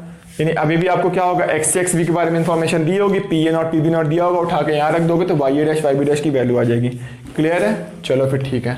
कभी कभी आपसे ये पूछेगा कि मान लो मैंने फोर्थ या फिर मान लो सेकेंड टाइम मैंने कंडेंस कर दिया, बोलेगा एक बार मैंने और कंडेंस कर दिया। ठीक है। तो बोलेगा बच्चा बताओ वेपर फेज में मोल फ्रैक्शन कितना होगा। तो सेकेंड टाइम कंडेंस करेगा तो क्या होगा, second double dash Y B second double dash आ जाएगा। ठीक है। तो ये वैल्यू कितनी होगी, फिर देखो ये पी ए नॉट, ये बाई क्या होगा पी बी नॉट, यहाँ पे पावर कितना हो जाएगा 3 हो जाएगा into X A by X B. यानी जब नॉर्मल कंडीशन में पूछेगा तो इसकी पावर 1 आ रही है, जब फर्स्ट टाइम कंडेंस करेगा तो पावर 2 आ रही है, सेकंड टाइम कंडेंस करेगा पावर 3 आ रही है, वैसे nth टाइम कंडेंस करेगा तो पावर n+1 आ जाएगी। आ रही बात समझ आप लोगों को।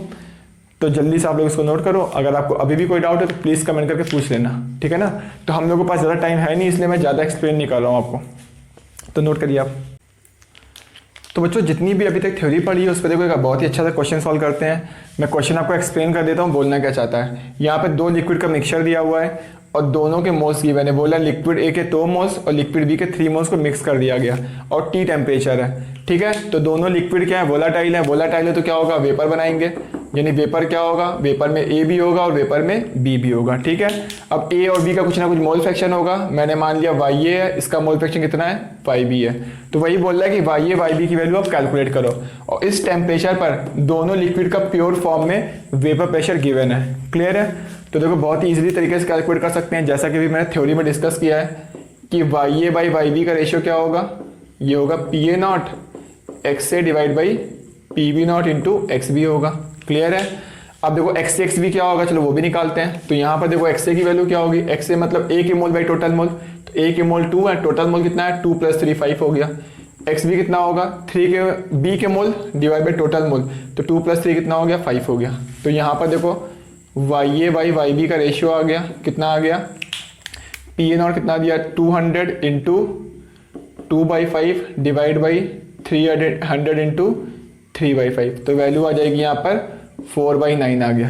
क्लियर है। तो Y A by Y B का रेशियो आ गया और Y A plus Y B कितना होता है ये 1 होता है। तो 2 इक्वेशन है, 2 अननोन है, आप इजीली तरीके से सॉल्व कर सकते हो। ठीक है, बहुत ही आसान है। मैं डायरेक्ट भी बता देता हूँ। तो यहाँ पे देखो ये इक्वेशन 1 है, ये इक्वेशन 2 है, तो दोनों इक्वेशन को सॉल्व करोगे तो मैं लिख सकता हूँ डायरेक्ट वाई ए की वैल्यू क्या होगी 4, इसके सामने क्या दिख रहा है 4 दिखा रहा है, तो 4 + 9 होगा, यानी क्या हो गया 4/13 हो गया। सॉल्व करने में 4/13 ही आएगा। वाई बी की वैल्यू क्या आ गई, वाई बी के सामने क्या 9 दिखा रहा है, तो 9/4 + 9 यानी कितना आ गया 9/13 आ गया। और ऐड कर लो वाई ए पर वाई बी कितना है 1 है। तो क्लियर है बच्चों यहाँ तक। अगर आपको अभी भी कोई डाउट है तो प्लीज़ कमेंट करके जरूर पूछना, ठीक है ना। तो जल्दी से आप नोट करो इसको। तो बच्चों देखो नेक्स्ट इंपॉर्टेंट चीज़, इसके ऊपर आपसे ग्राफ पूछा जाएगा जो डिस्टेशन में पढ़ा है अभी हम लोगों ने। देखो ग्राफ बहुत इंपॉर्टेंट है। इन 4 इक्वेशन को कैसे डिराइव किया हम लोग को पता है, ठीक है ना। अब देखो मैं यहाँ पे डायरेक्ट ग्राफ बताऊंगा, बहुत अच्छे से समझाऊंगा नहीं क्योंकि हम लोग का इतना टाइम नहीं है। अगर आपको ग्राफ अच्छे से समझना है तो मैंने इसके ऊपर ऑलरेडी वीडियो बना रखा है, ठीक है ना। तो आप क्लास 12 के सोल्यूशन चैप्टर के प्लेलिस्ट में जाना और आपको देख लेना कैसे ग्राफ बनता है। तो वहाँ में डिटेल में समझाया एक लेक्चर में, बट यहाँ मैं देखो शॉर्ट फॉर्म में समझाऊंगा। तो आपसे पूछेगा बच्चे बताओ total pressure versus mole fraction vapour phase में ग्राफ बताओ। मतलब ये वाई ए का कोऑर्डिनेट है, अगर ये वैल्यू 0 होगी, ठीक है, तो वाई बी कितना होगा बताओ बच्चों, वाई बी 1 होगा क्योंकि टोटल वैल्यू कितनी होती है ये होती है, ठीक है। और ये जब 1 होगा तो ये कितना होगा 0 होगा। क्या आधी बात समझ में आप लोगों को? चलो ठीक है। तो टोटल प्रेशर देखो यहाँ पर P A not P B naught है, यानी दोनों वोलेटाइल है, दोनों वोलेटाइल है, तो किसी एक का वेव प्रेशर ज़्यादा होगा, किसी एक का कम होगा। तो मैं मान लेता हूँ इफ़ मैंने क्या मान लिया पी ए नॉट की वैल्यू क्या है पी बी नॉट से ज़्यादा है, इसका मतलब क्या होगा पी बी नॉट कहीं नीचे होगा और पी ए नॉट क्या होगा कहीं ऊपर होगा। आ रही बात समझ में? तो ये पी ए नॉट हो गया, पी बी नॉट हो गया, ठीक है। तो देखो total pressure versus P A not P B naught, देखो ये मोल फ्रैक्शन ग्राफ कैसे बनेगा, ये ग्राफ ऐसा बनेगा। आ रही बात समझ में आप लोगों को? चलो ठीक है, इसको मैंने ऑलरेडी वीडियो बना रखा, चाहना तो आप प्लेलिस्ट में जाके देख लेना, ठीक है। अब आपसे पूछा जाएगा कि बच्चों बताओ 1/, टोटल प्रेशर वर्सेस वाई ए वाई बी का ग्राफ बनाओ, ठीक है। तो देख लो बच्चों, मैं इसको भी बता चुका हूँ, देखो मैं शॉर्ट फॉर्म में बस यहाँ समझा रहा हूँ। तो देखो इसका ग्राफ कैसा सब बनता है यहाँ पर, देखो तो इसका ग्राफ क्या होगा। अब देखो टोटल प्रेशर अगर पी ए नॉट ज़्यादा है तो अगर तुम 1/P A नॉट करोगे तो कम हो जाएगा, ठीक है, यानी 1/PV नॉट ज़्यादा हो जाएगा। इसका मतलब ये वाला पॉइंट क्या हो जाएगा, ये वाला पॉइंट मैंने ले लिया 1/PA नॉट हो गया। वैसे ये वाला पॉइंट कितना हो जाएगा, ये हो जाएगा 1/PV नॉट। क्या बात आ रही समझ में आप लोगों को? तो ये लिखा हुआ ये 1/PA नॉट है। क्लियर है। अब जब ये वर्सेस ये ग्राफ बनाओगे तो ग्राफ कैसा आता है, ये ग्राफ ऐसा आता है, ठीक है। तो लोग जल्दी से इसको नोट करो, मैं आगे डिस्कस करता हूँ, ठीक है।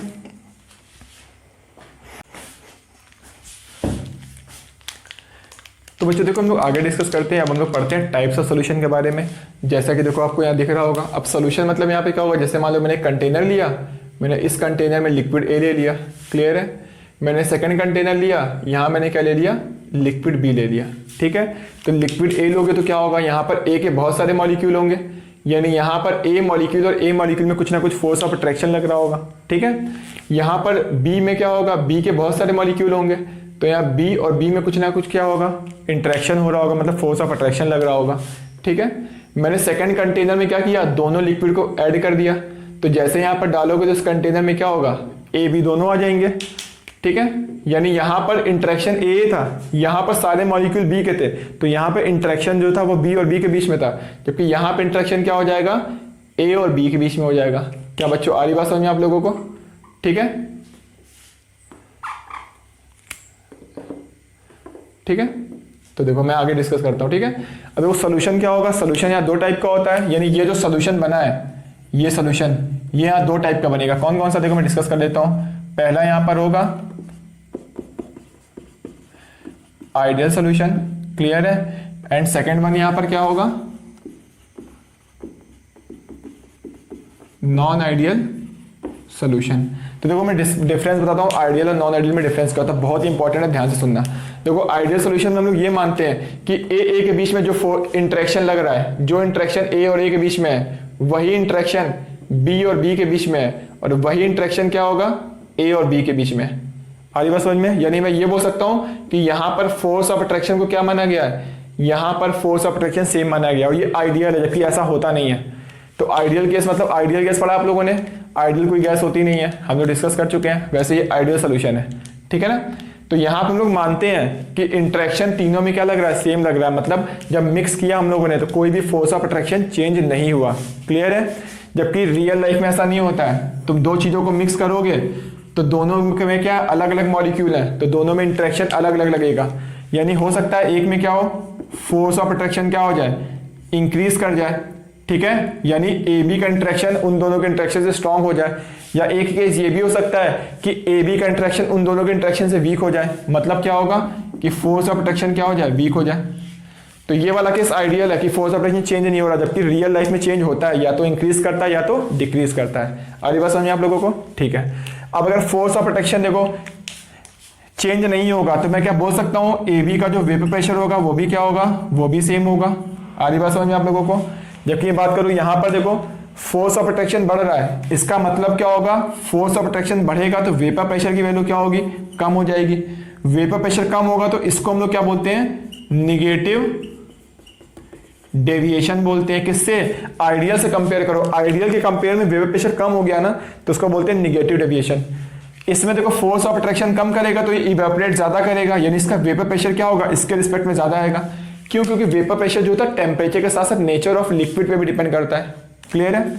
तो यानी फोर्स ऑफ अट्रैक्शन कम होगा तो वेपर प्रेशर इंक्रीज करेगा, यानी आइडियल से ज्यादा हो गया, यानी इसको हम लोग क्या बोलते हैं, पॉजिटिव, यानी आइडियल से थोड़ा डेविएट कर रहा है, कितना कर रहा है, ज्यादा कर रहा है, यानी इसका वेपर प्रेशर इसके रिस्पेक्ट में ज्यादा आ रहा है। आ रही बात समझ में आप लोगों को। अब बच्चे सोचो थोड़ा कि फोर्स ऑफ अट्रैक्शन क्यों बढ़ेगा, फोर्स ऑफ अट्रैक्शन बढ़ रहा है इसका मतलब कोई बॉन्ड बन रहा होगा, यानी यहां पर क्या होता है, बॉन्ड फॉर्म होता है, वो भी जनरली कौन सा बॉन्ड होगा, वो हाइड्रोजन बॉन्ड होगा। क्लियर है? यानी कोई भी दो चीज को मिक्स करने पर अगर हाइड्रोजन बॉन्ड बन जा रहा है मतलब वो किसका एग्जांपल है, वो सॉल्यूशन निगेटिव डेविएशन का एग्जांपल है। यहां पे देखो बॉन्ड ब्रेक हो, यहां पे क्या हो रहा है, फोर्स ऑफ अट्रैक्शन वीक हो रहा है, मतलब यहां पर एक बॉन्ड ब्रेक हो रहा होगा और वो ठीक है ना, तो यहां पर क्या होगा, बॉन्ड ब्रेक होगा। अब ब्रेक होगा मतलब ये कौन सा बॉन्ड होगा, जनरली वो कौन सा बॉन्ड होगा, हाइड्रोजन बॉन्ड होगा। यानी कभी भी दो सॉल्यूशन में मान लो किसी भी लिक्विड में हाइड्रोजन बॉन्डिंग हो रही है या किसी भी एक में हो रही है और तुमने मिक्स किया तो जो सॉल्यूशन बना उसमें किसी में भी नहीं हो रही है, मतलब पहले एक में तो हाइड्रोजन बॉन्डिंग हो रही थी या फिर दोनों में हो रही थी, मिक्स करने के बाद किसी में नहीं हो रही है, मतलब net force of attraction decrease कर गया है, तो वो किसका एग्जांपल होगा, पॉजिटिव डेविएशन का। ठीक है, अब देखो बॉन्ड बनेगा तो क्या होगा, बॉन्ड बनता है तो एनर्जी रिलीज होती है, एनर्जी रिलीज होगी तो क्या होगा, डेल्टा एच निगेटिव होगा, यानी डेल्टा एच जो होगा मिक्स करने के बाद क्या होगा, निगेटिव होगा।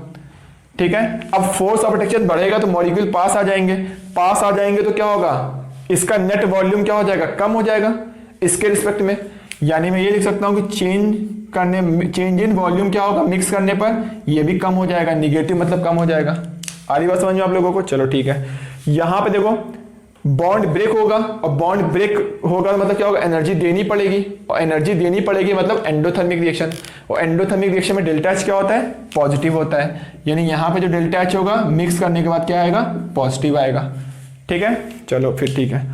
अब बताओ फोर्स ऑफ अट्रैक्शन कम होगा तो मॉलिक्यूल दूर दूर चले जाएंगे, क्योंकि अट्रैक्शन कम होगा मतलब रिपल्शन इसका अपोजिट होता है, तो मॉलिक्यूल क्या होगा, रिपल्शन से दूर जाते हैं। क्लियर है, दूर जाएंगे तो उसका वॉल्यूम क्या होगा, इसके रिस्पेक्ट में क्या होगा, बढ़ जाएगा, यानी चेंज मिक्स करने पर जो चेंज इन वॉल्यूम होगा, वी मतलब वॉल्यूम मिक्स करने पर, वो पॉजिटिव मतलब इंक्रीज कर गया, यानी ये 5 ml होंगे, अगर निगेटिव डेविएशन होगा तो ये वैल्यू कितनी होगी, 10 ml से कम हो जाएगा, जबकि ये क्या होगा 10 ml से ज्यादा हो जाएगा। आगे बात समझिए आप लोगों को, चलो ठीक है। यहाँ पर क्या कोई बॉन्ड बनेगा, नहीं, तो यहाँ ना कोई बॉन्ड बनेगा ना कोई बॉन्ड ब्रेक होगा। यहाँ पे डेल्टा एच मिक्स करने में कोई चेंज होगा, जब कोई बॉन्ड बना भी नहीं ना टूटा तो मतलब एनर्जी का चेंज ही नहीं हुआ, मतलब जीरो। यहाँ पे फोर्स ऑफ अट्रैक्शन सेम है, मतलब मिक्स करने पे वॉल्यूम भी क्या होगा, चेंज नहीं होगा, मतलब कितना होगा, जीरो होगा। क्या बच्चों आ रही बात समझ में आप लोगों को, तो आप लोग इसको जल्दी से नोट कर लो, तो मैं रफ कर देता हूँ। ठीक है, आपने नोट कर लिया होगा।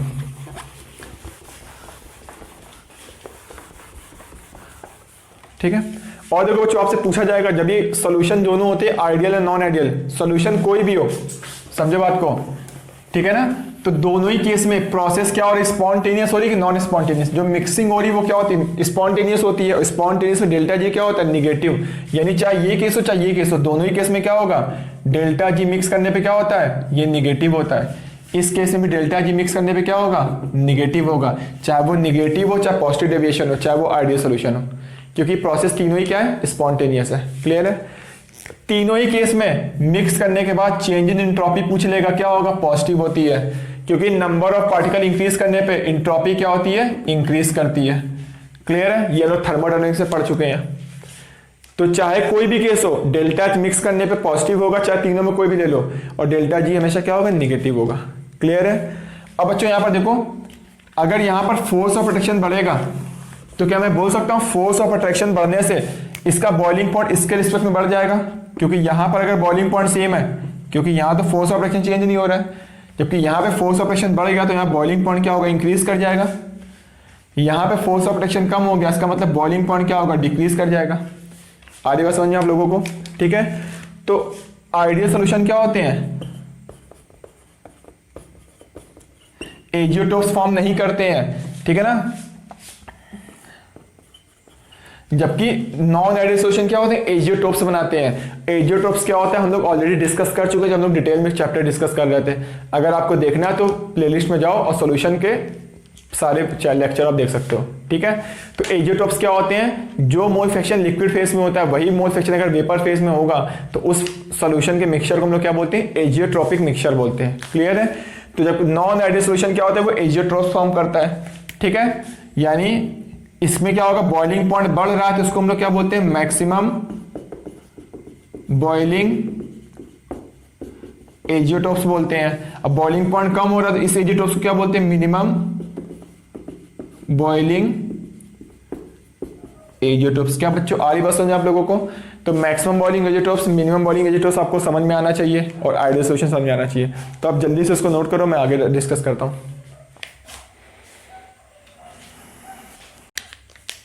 तो बच्चों देखो नेक्स्ट आपसे इस पे ग्राफ पूछा जाएगा।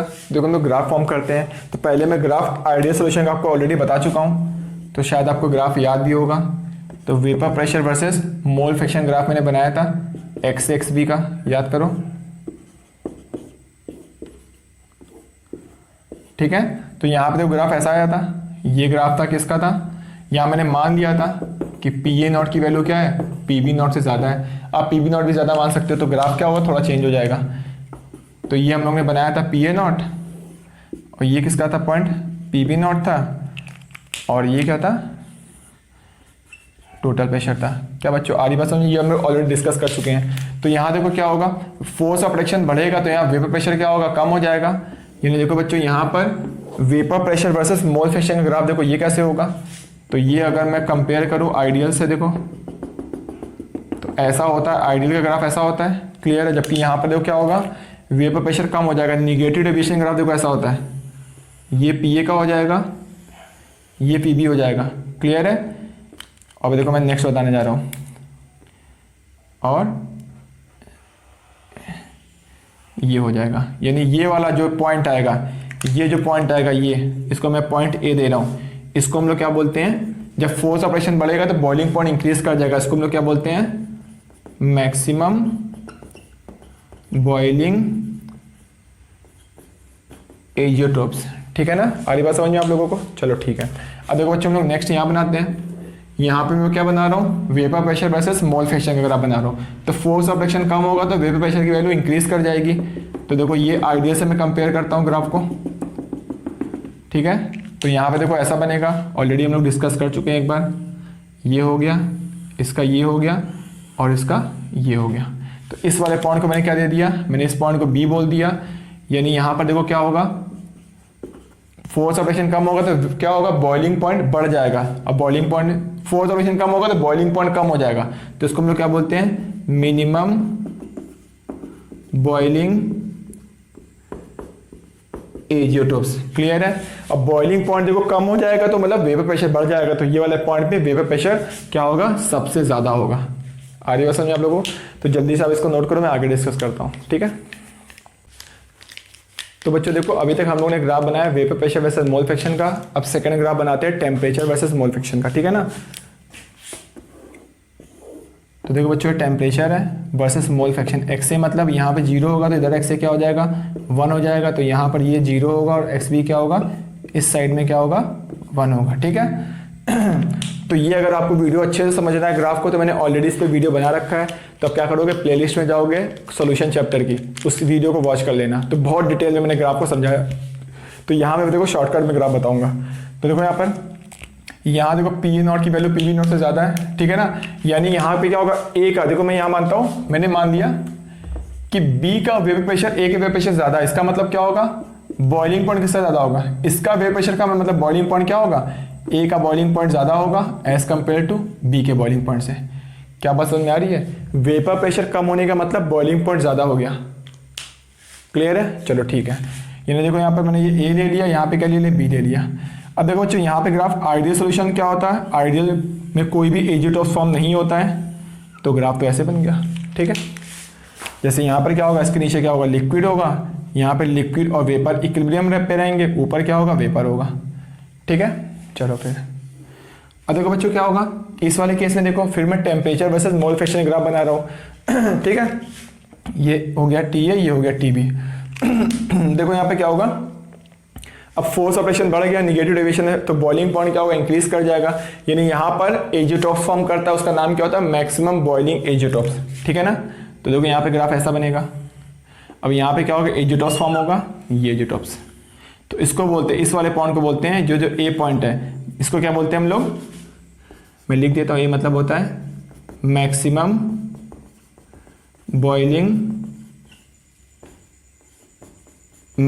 बॉइलिंग एजिटॉप्स, क्लियर है। चलो फिर ठीक है, नेक्स्ट यहाँ पर क्या होगा, यहाँ पर फोर्स ऑफ एक्शन कम हो गया, फोर्स ऑफ एक्शन कम होगा तो बॉइलिंग पॉइंट कम हो जाएगा, ठीक है। तो यहाँ पे क्या होगा मिनिमम बॉइलिंग एजिटॉप्स फॉर्म होगा, ठीक है।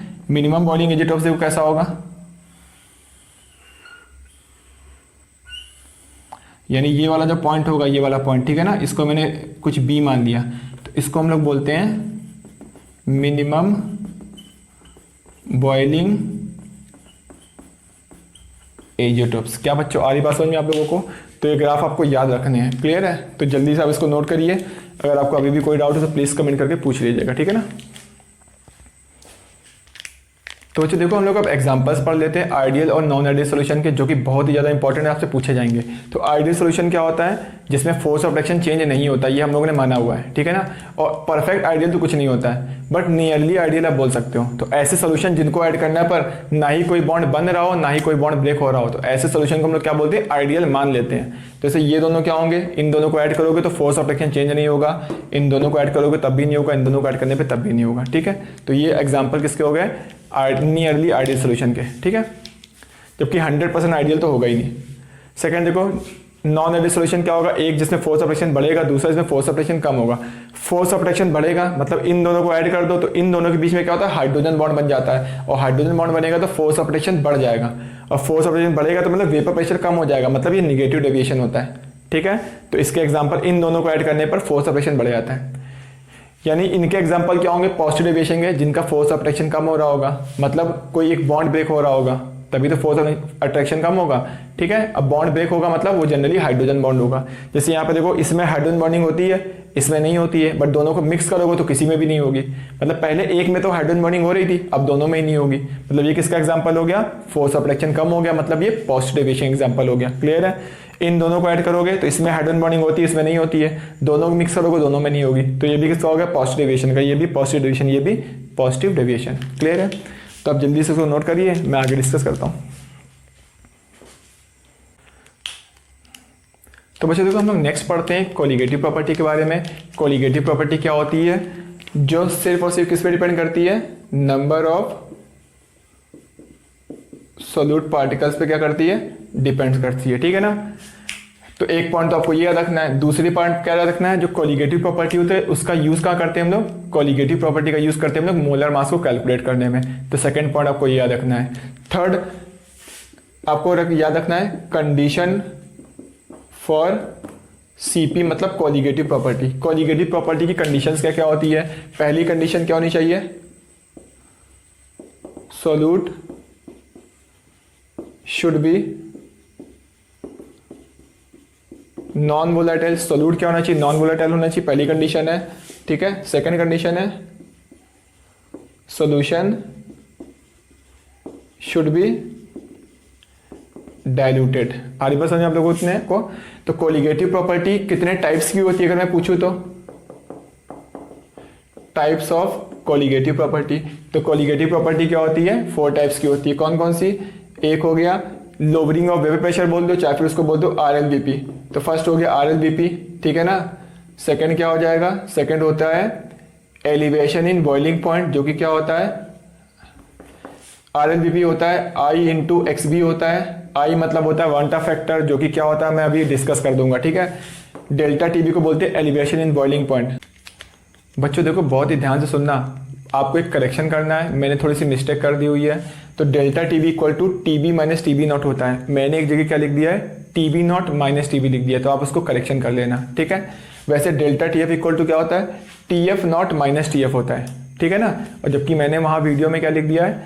TF माइनस TF नॉट लिख दिया है, तो मतलब ये सही लिखा हुआ है, क्लियर है। तो वहाँ पे करेक्शन कर लेना, इसके जस्ट बाद आएगा करेक्शन कर लेना, ठीक है। ये क्या होता है? TB नॉट माइनस TB होता है equal to I into KB into क्या होता है? M होता है, ठीक है। थर्ड होता है डिप्रेशन इन फ्रीजिंग पॉइंट, मतलब इसको बोलते हैं डेल्टा TF इक्वल टू यहाँ पर होता है TF minus TF naught equal to I into KF into M हो जाएगा, ठीक है। फोर्थ कोलिगेटिव प्रॉपर्टी होती है osmotic pressure.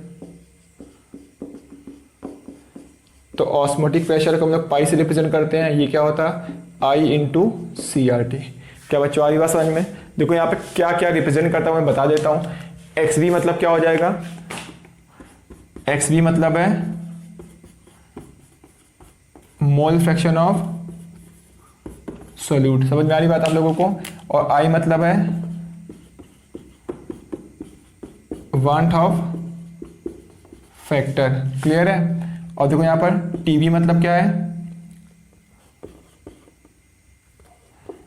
Boiling point of solution. और TB नॉट मतलब क्या है? बॉइलिंग पॉइंट ऑफ, नॉट लगा मतलब प्योर सॉल्वेंट, क्लियर है। वैसे देखो मैं यहाँ लिख सकता हूँ, यहाँ पर बच्चे बताओ TF मतलब क्या है? इसका मतलब है फ्रीजिंग पॉइंट ऑफ सॉल्यूशन, ठीक है। अगर मैंने पूछा बता TF नॉट मतलब क्या है? इसका मतलब होगा freezing point of pure solvent, clear है। अब मैंने पूछा बता बच्चों C मतलब क्या है? C मतलब है कॉन्सेंट्रेशन, मतलब है यहाँ पर मोलरिटी, क्लियर है। स्मॉल है मतलब क्या है? ये स्मॉल है मतलब है मोलरिटी, क्लियर है। तो बच्चों आप इसको जल्दी पहले से नोट करो, ठीक है। मैं इसको रफ कर देता हूं ऊपर वाला पार्ट।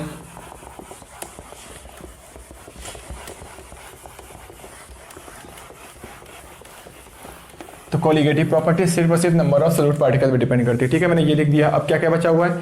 तो देखो बच्चों डेल्टा TB क्या बचा हुआ है ये लिख लेते हैं, और डेल्टा TF लिख लेते हैं, KB लिख लेते हैं एंड KF लिखते हैं। तो डेल्टा TB मतलब होता है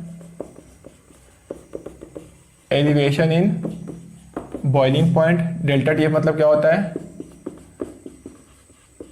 डिप्रेशन इन फ्रीजिंग पॉइंट। यानी जब भी आप प्योर सॉल्वेंट में अगर नॉन वोलेटाइल सॉल्यूट ऐड करोगे तो उसका बॉइलिंग पॉइंट इंक्रीज कर जाता है, जबकि फ्रीजिंग पॉइंट डिक्रीज कर जाता है, ठीक है ना। ये हम लोग ऑलरेडी डिटेल में डिस्कस कर चुके हैं सॉल्यूशन चैप्टर में, तो आप चाहो तो प्लेलिस्ट में जाके देख सकते हो।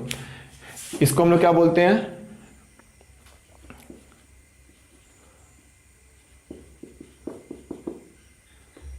इसको लोग बोलते हैं एब्लुओस्कोपिक कांस्टेंट, ठीक है। स्पेलिंग देख लेना, स्पेलिंग में मिस्टेक हो सकता है।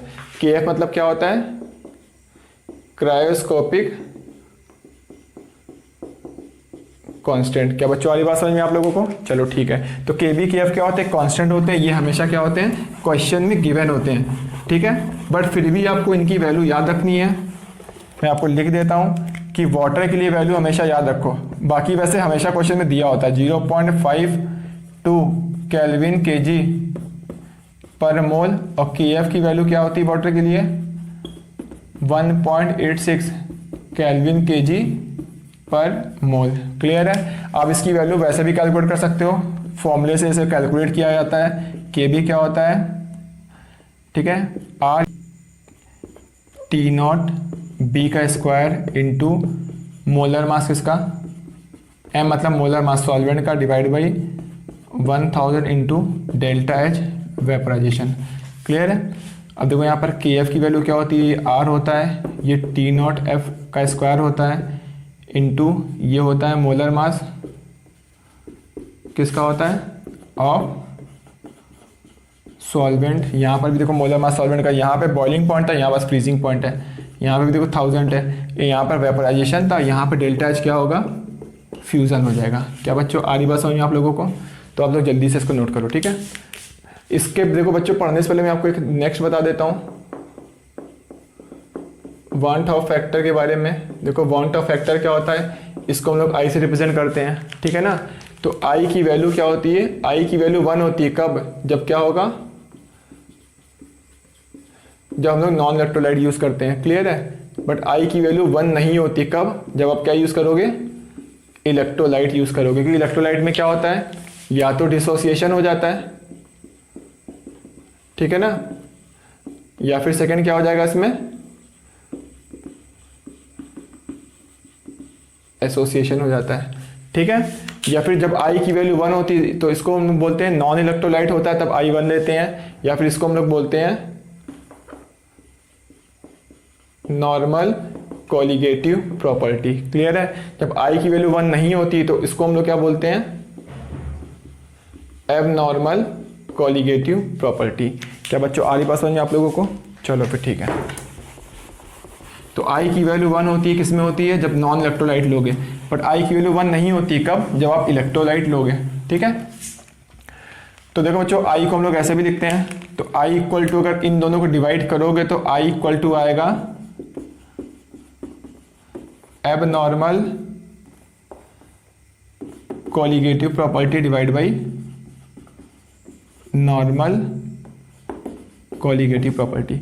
और जो कोलिगेटिव प्रॉपर्टी होती है वो मोलर मास के इनवर्सली प्रोपोर्शनल होती है। तो यहां पे मैं ये भी लिख सकता हूं normal molar mass divide by abnormal molar mass. क्या बच्चों आ रही बात समझ में आप लोगों को? चलो ठीक है, फिर तो मैं आगे डिस्कस करता हूं।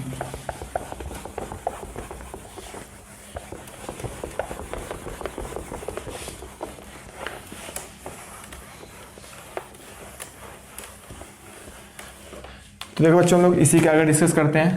तो देखो यहाँ पर एब नॉर्मल मोलर मास और नॉर्मल मोलर मास मतलब क्या होता है, जब किसी भी सॉल्यूट को अगर तुम यहाँ पे डालोगे, तो मैं देखो यहाँ पे सॉल्यूट ऐड कर रहा हूँ, ठीक है। तो सॉल्यूट जब आप ले रहे हो तो उसका जो मोलर मास होगा, फॉर एग्जांपल मैंने NaCl लिया, तो NaCl का जो मोलर मास होगा उसको हम लोग क्या बोलेंगे, नॉर्मल।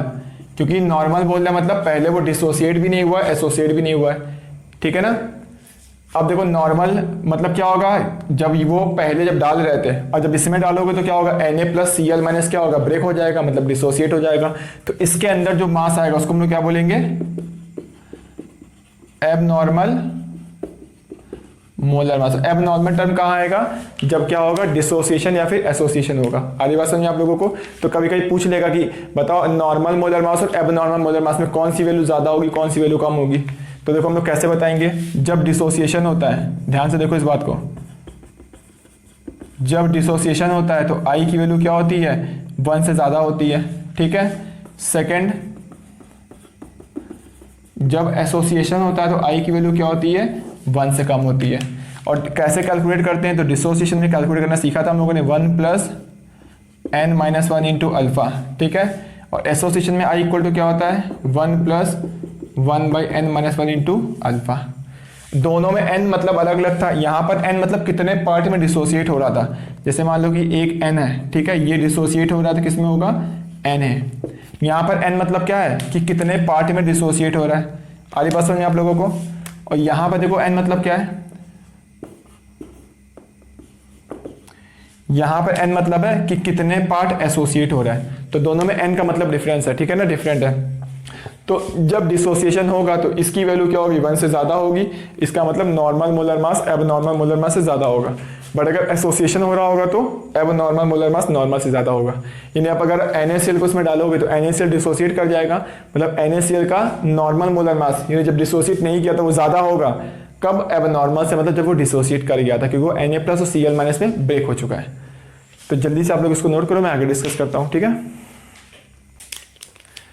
तो बच्चों देखो, जितना भी तक हम लोगों ने थ्योरी पढ़ी हुई है उसके ऊपर देखो अच्छे अच्छे क्वेश्चन सॉल्व कर लेते हैं। जैसा कि वो क्वेश्चन दिख रहे होंगे, तो थर्ड नंबर से स्टार्टिंग करते हैं। जैसे दिखा हुआ है, नॉन वोलाटाइल सोल्यूट गिवन है, आई की वैल्यू गिवन है, मास गिवन है और बॉइलिंग पॉइंट सोल्यूशन गिवन है। तो बच्चों देखो, जैसा कि आपको पता है डेल्टा टीबी इक्वल टू क्या होता है, टीबी माइनस टीबी नॉट होता है, equal to I into K B into M हो जाता है, ठीक है ना। तो बॉइलिंग पॉइंट ऑफ सोल्यूशन कितना दिया है, 105.2 डिग्री सेल्सियस है, और बॉइलिंग पॉइंट प्योर का कितना होता है, 100 डिग्री सेल्सियस होता है, इक्वल टू आई की वैल्यू कितनी है, 4 है, के बी कितना होता है वाटर का, 0.52। अब मोलैलिटी कितनी होती है, नंबर ऑफ मोल होते हैं सोल्यूट के। मोल्स कैसे रखोगे, मास पता है तुम्हें, तो किससे डिवाइड कर दो, मोलर मास से। मैंने मोलर मास m मान दिया, वही आपको कैलकुलेट करना है, ठीक है। वेट सॉल्वेंट का केजी में, यहाँ वेट किस में दिया हुआ है, ग्राम में, तो इसको केजी में कन्वर्ट कर दो। तो बच्चों आगे बात समझ में आप लोगों ने, तो ये मोल रख दिया, ये वेट रख दिया सॉल्वेंट का केजी में, तो ये मोलैलिटी हो गई। क्लियर है। तो मैं रफ करने जा रहा हूँ, तो मैं मान के चल रहा हूँ कि आपको समझ में आ रहा होगा पूरा, ठीक है ना।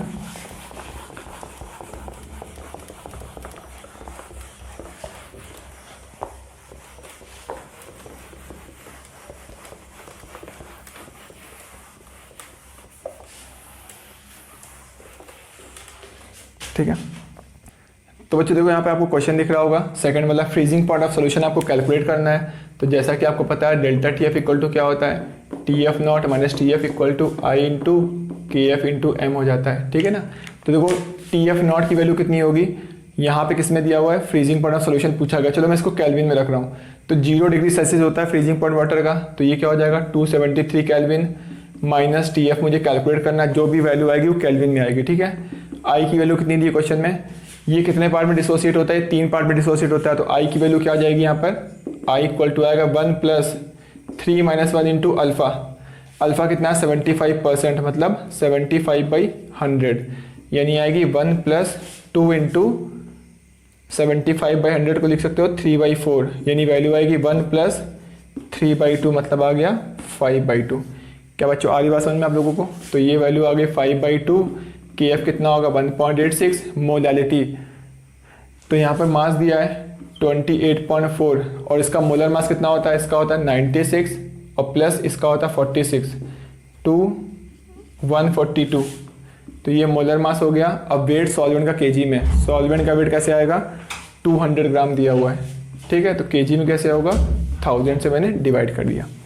क्या बच्चों क्लियर है आप लोगों को, ठीक है। तो मैं जल्दी से रफ करता हूँ, आपने नोट कर लिया होगा इसको।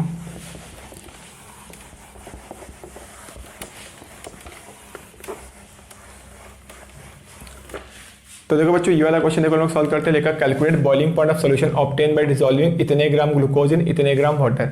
तो boiling point delta TB equal to क्या होता है, टीबी माइनस टीबी नॉट होता है, equal to I into K B into M हो जाता है। क्लियर है, चलो फिर ठीक है। तो यहाँ देखो बच्चों, यहाँ पर बॉइलिंग पॉइंट ऑफ सोल्यूशन आपको कैलकुलेट करना है।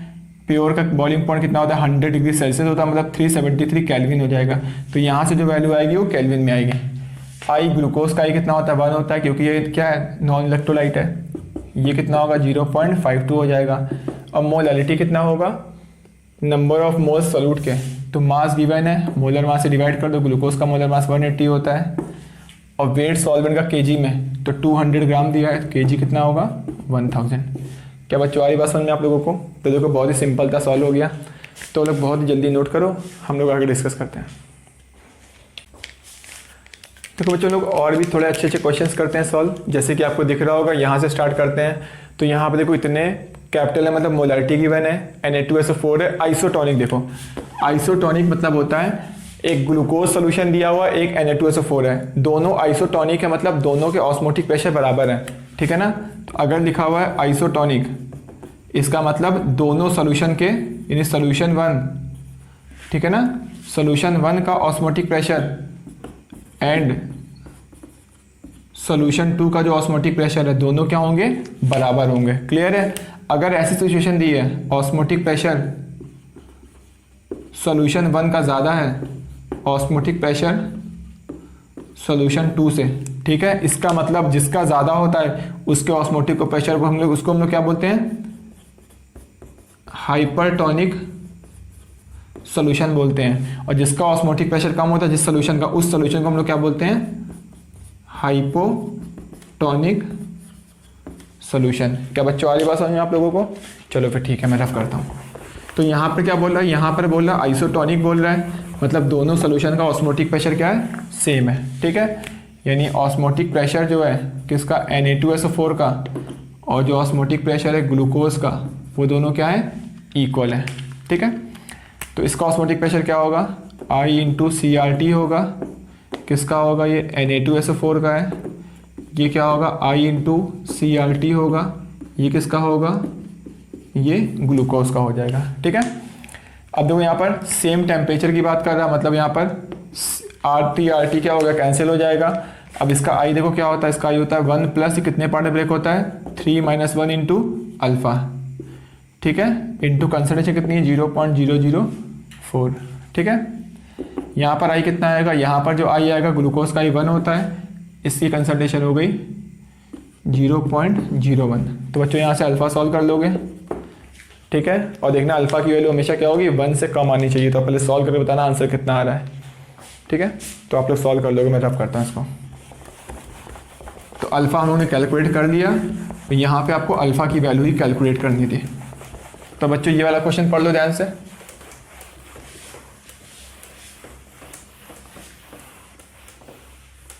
तो देखो बच्चों यहाँ पे क्या बोल रहा है, यहाँ पर देखो बोल रहा है कि इतने मोलालिटी गिवन है, यहाँ पर भी ग्लूकोज सोल्यूशन है, वो क्या दिया हुआ है, NaCl सोल्यूशन है, ठीक है। मैं लिख देता हूँ, यहाँ पर एक्वस लिख दिया, मतलब सोल्यूशन में है, और सॉल्वेंट क्या है, दोनों में वाटर है। तो देखो बच्चों यहाँ पर डेल्टा TB इक्वल टू क्या होता है, TB माइनस TB नॉट होता है, equal to I × KB × M होता है, ठीक है। अब देखो यहाँ पे दोनों सॉल्वेंट सेम है, सॉल्वेंट सेम है तो KB की वैल्यू दोनों के लिए सेम होगी, TB नॉट की वैल्यू सेम होगी। अब देखो मोलालिटी भी क्या दिया, सेम दिया है, इसका मतलब क्या होगा, डेल्टा TB क्या होगा, डायरेक्टली प्रोपोर्शनल I हो गया, और TB भी डायरेक्टली प्रोपोर्शनल I हो गया। यानी जिसके I की वैल्यू ज़्यादा होगी उसका TB भी ज़्यादा होगा और डेल्टा TB भी ज़्यादा होगा। यानी इन दोनों में क्या होगा, डेल्टा TB किसका ज़्यादा होगा, NaCl का। क्यों, क्योंकि इलेक्ट्रोलाइट है, I की वैल्यू 2 है, जबकि यहाँ पर I की वैल्यू कितनी है, 1 है, क्योंकि ये नॉन इलेक्ट्रोलाइट है, ठीक है। TB भी इसका ज़्यादा होगा।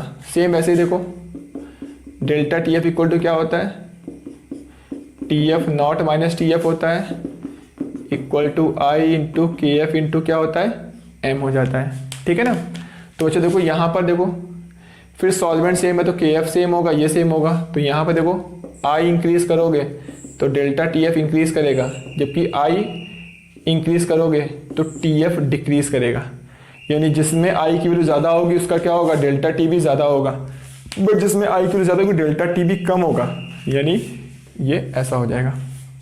क्लियर बच्चों आप लोगों को? यानी ये तीनों वैल्यू NaCl की ज़्यादा होगी, बट TF की वैल्यू किसकी ज़्यादा होगी, ग्लूकोज की। तो मैं इसको रफ कर देता हूँ।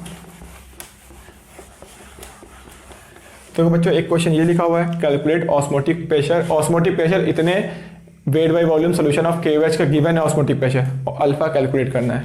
तो जैसा कि बच्चों आपको पता है ऑस्मोटिक प्रेशर इक्वल टू क्या होता है, I × CRT होता है। तो ऑस्मोटिक प्रेशर ATM में गिवन है, I की वैल्यू क्या होगी KOH की, अल्फा निकालना है, तो यानी कंप्लीटली डिसोसिएट नहीं कर रहा है, यानी 1 प्लस अल्फा हो जाएगा, क्योंकि 1 + 2 - 1 × अल्फा यानी 1 प्लस अल्फा।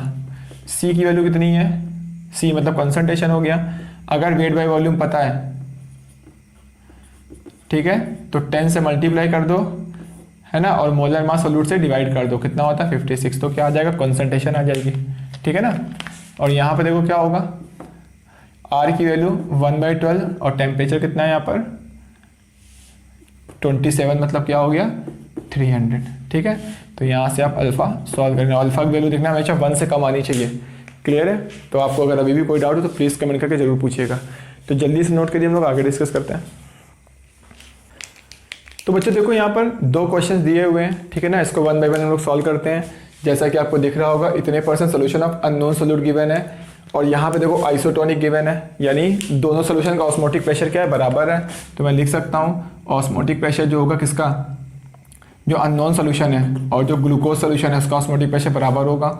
ऑस्मोटिक प्रेशर क्या होता है, I × CRT होता है, ये सोल्यूशन 1 का है, ये I × CRT किसका होगा, सोल्यूशन 2 मतलब किसका है, ग्लूकोज का है। आ रही बात समझ में आप लोगों को? ठीक है।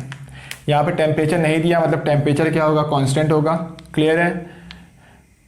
अब देखो यहाँ पर बच्चों, यहाँ ग्लूकोज बोल रहा है तो ग्लूकोज का यहाँ पर आई कितना होता है, 1 होता है। और ऐसे केस में देखो अननोन सोल्यूट गिवन है तो यहाँ पे सोल्यूट नहीं पता है, वोलाटाइल, लेकिन वो नॉन इलेक्ट्रोलाइट, एक इलेक्ट्रोलाइट है, तो इस केस में आपको हमेशा नॉन इलेक्ट्रोलाइट मानना पड़ेगा। नॉन इलेक्ट्रोलाइट मानोगे मतलब आई की वैल्यू यहाँ 1 मानोगे। ठीक है। अब कंसंट्रेशन रखनी है, मतलब वेट बाई वॉल्यूम पता है तो 10 का मल्टीप्लाई कर दो और मोलर मास सोल्यूट से डिवाइड कर दो। ठीक है। और बच्चों देखो यहाँ पर wait by volume glucose solution का दिया है, ग्लूकोज का आई तो ऑलरेडी 1 होता ही है, यानी वेट बाई वॉल्यूम पता है, 10 से मल्टीप्लाई कर दो और मोलर मास सोल्यूट से डिवाइड कर दो। तो यहाँ से क्या करोगे, m की वैल्यू सॉल्व कर लोगे तो आंसर आ जाएगा। ठीक है। तो कभी भी अगर अननोन सोल्यूट दिया हुआ है तो तुम्हें कंफ्यूजन हो कि इलेक्ट्रोलाइट मानो कि नॉन इलेक्ट्रोलाइट, तो हमेशा क्या मानोगे, नॉन इलेक्ट्रोलाइट। तो ये क्वेश्चन ये दिया हुआ है 100 ml solution having osmotic pressure, ये दिया हुआ है तो बोला एक सोल्यूशन है। ठीक है। ये कितने ml का है, 100 ml का है। इसका बोला ऑस्मोटिक प्रेशर दिया हुआ है तो इसका ऑस्मोटिक प्रेशर इक्वल टू है 2 atm। आ रही बात समझ में आप लोगों को? तो मैंने बच्चों मान लिया कि यहाँ पे नंबर ऑफ मोल कुछ N1 है। ठीक है ना। सेकंड सॉल्यूशन दिया हुआ है, सेकंड सॉल्यूशन का वॉल्यूम दिया है 300 ml। इसका ऑस्मोटिक प्रेशर कितना दिया हुआ है, इसका ऑस्मोटिक प्रेशर 4 atm है। तो इसमें मैंने नंबर ऑफ मोल्स कितने सोल्यूट के मान लिए, N2 मान लिए। ठीक है। अब बोला जब दोनों को मिक्स किया गया तो मिक्स करोगे तो क्या हो गया, टोटल वॉल्यूम हो जाएगा 400 ml हो जाएगा, क्योंकि इन दोनों को इसमें तुमने डाल दिया है। क्लियर है। अब बोला टोटल ऑस्मोटिक प्रेशर बताओ कितना होगा, तो टोटल ऑस्मोटिक प्रेशर क्या होगा कि प्रेशर क्या होता है, CRT, टोटल कंसंट्रेशन इनटू क्या हो गया, RT हो जाएगा। क्लियर है। अब देखो सोल्यूट के बारे में नहीं दिया तो आपको क्या मान लेना है, नॉन इलेक्ट्रोलाइट। ठीक है। तो यहाँ देखो CRT हो जाएगा। अब कैसे निकालोगे, C मतलब ये हो गया number of mole upon V total into RT हो जाएगा। इसी को मैं चलो और सॉल्व करता हूँ, उसको मैं लिख सकता हूँ N1 N टोटल मतलब N1 plus N2 into RT by क्या हो जाएगा यहाँ पर V टोटल हो जाएगा। क्या बच्चों समझ पा रहे हो आप लोग? चलो ठीक है। यहाँ पे देखो, यहाँ पर क्या होगा, पाई1 इक्वल टू क्या होगा, pi one equal to N1 by VT into RT होता है। तो यहाँ पर क्या होगा, देखो यहाँ पर फर्स्ट वाले का होगा N1 RT डिवाइड बाई क्या हो जाएगा, वॉल्यूम लीटर में, तो 0.1। ठीक है। यहाँ पर देखो पाई2 इक्वल टू क्या होगा, N2 बाई V2, N2 कितना है, N2 ही है, V2 कितना है 0.3 इंटू क्या हो गया, RT हो गया। क्लियर है। अब देखो पाई1 की वैल्यू कितनी है, मैं लिख देता हूँ, ये 2 है, इसकी वैल्यू कितनी है, ये वैल्यू 4 है। ठीक है। तो यहाँ पर सिंपल पुट कर दो उठा के,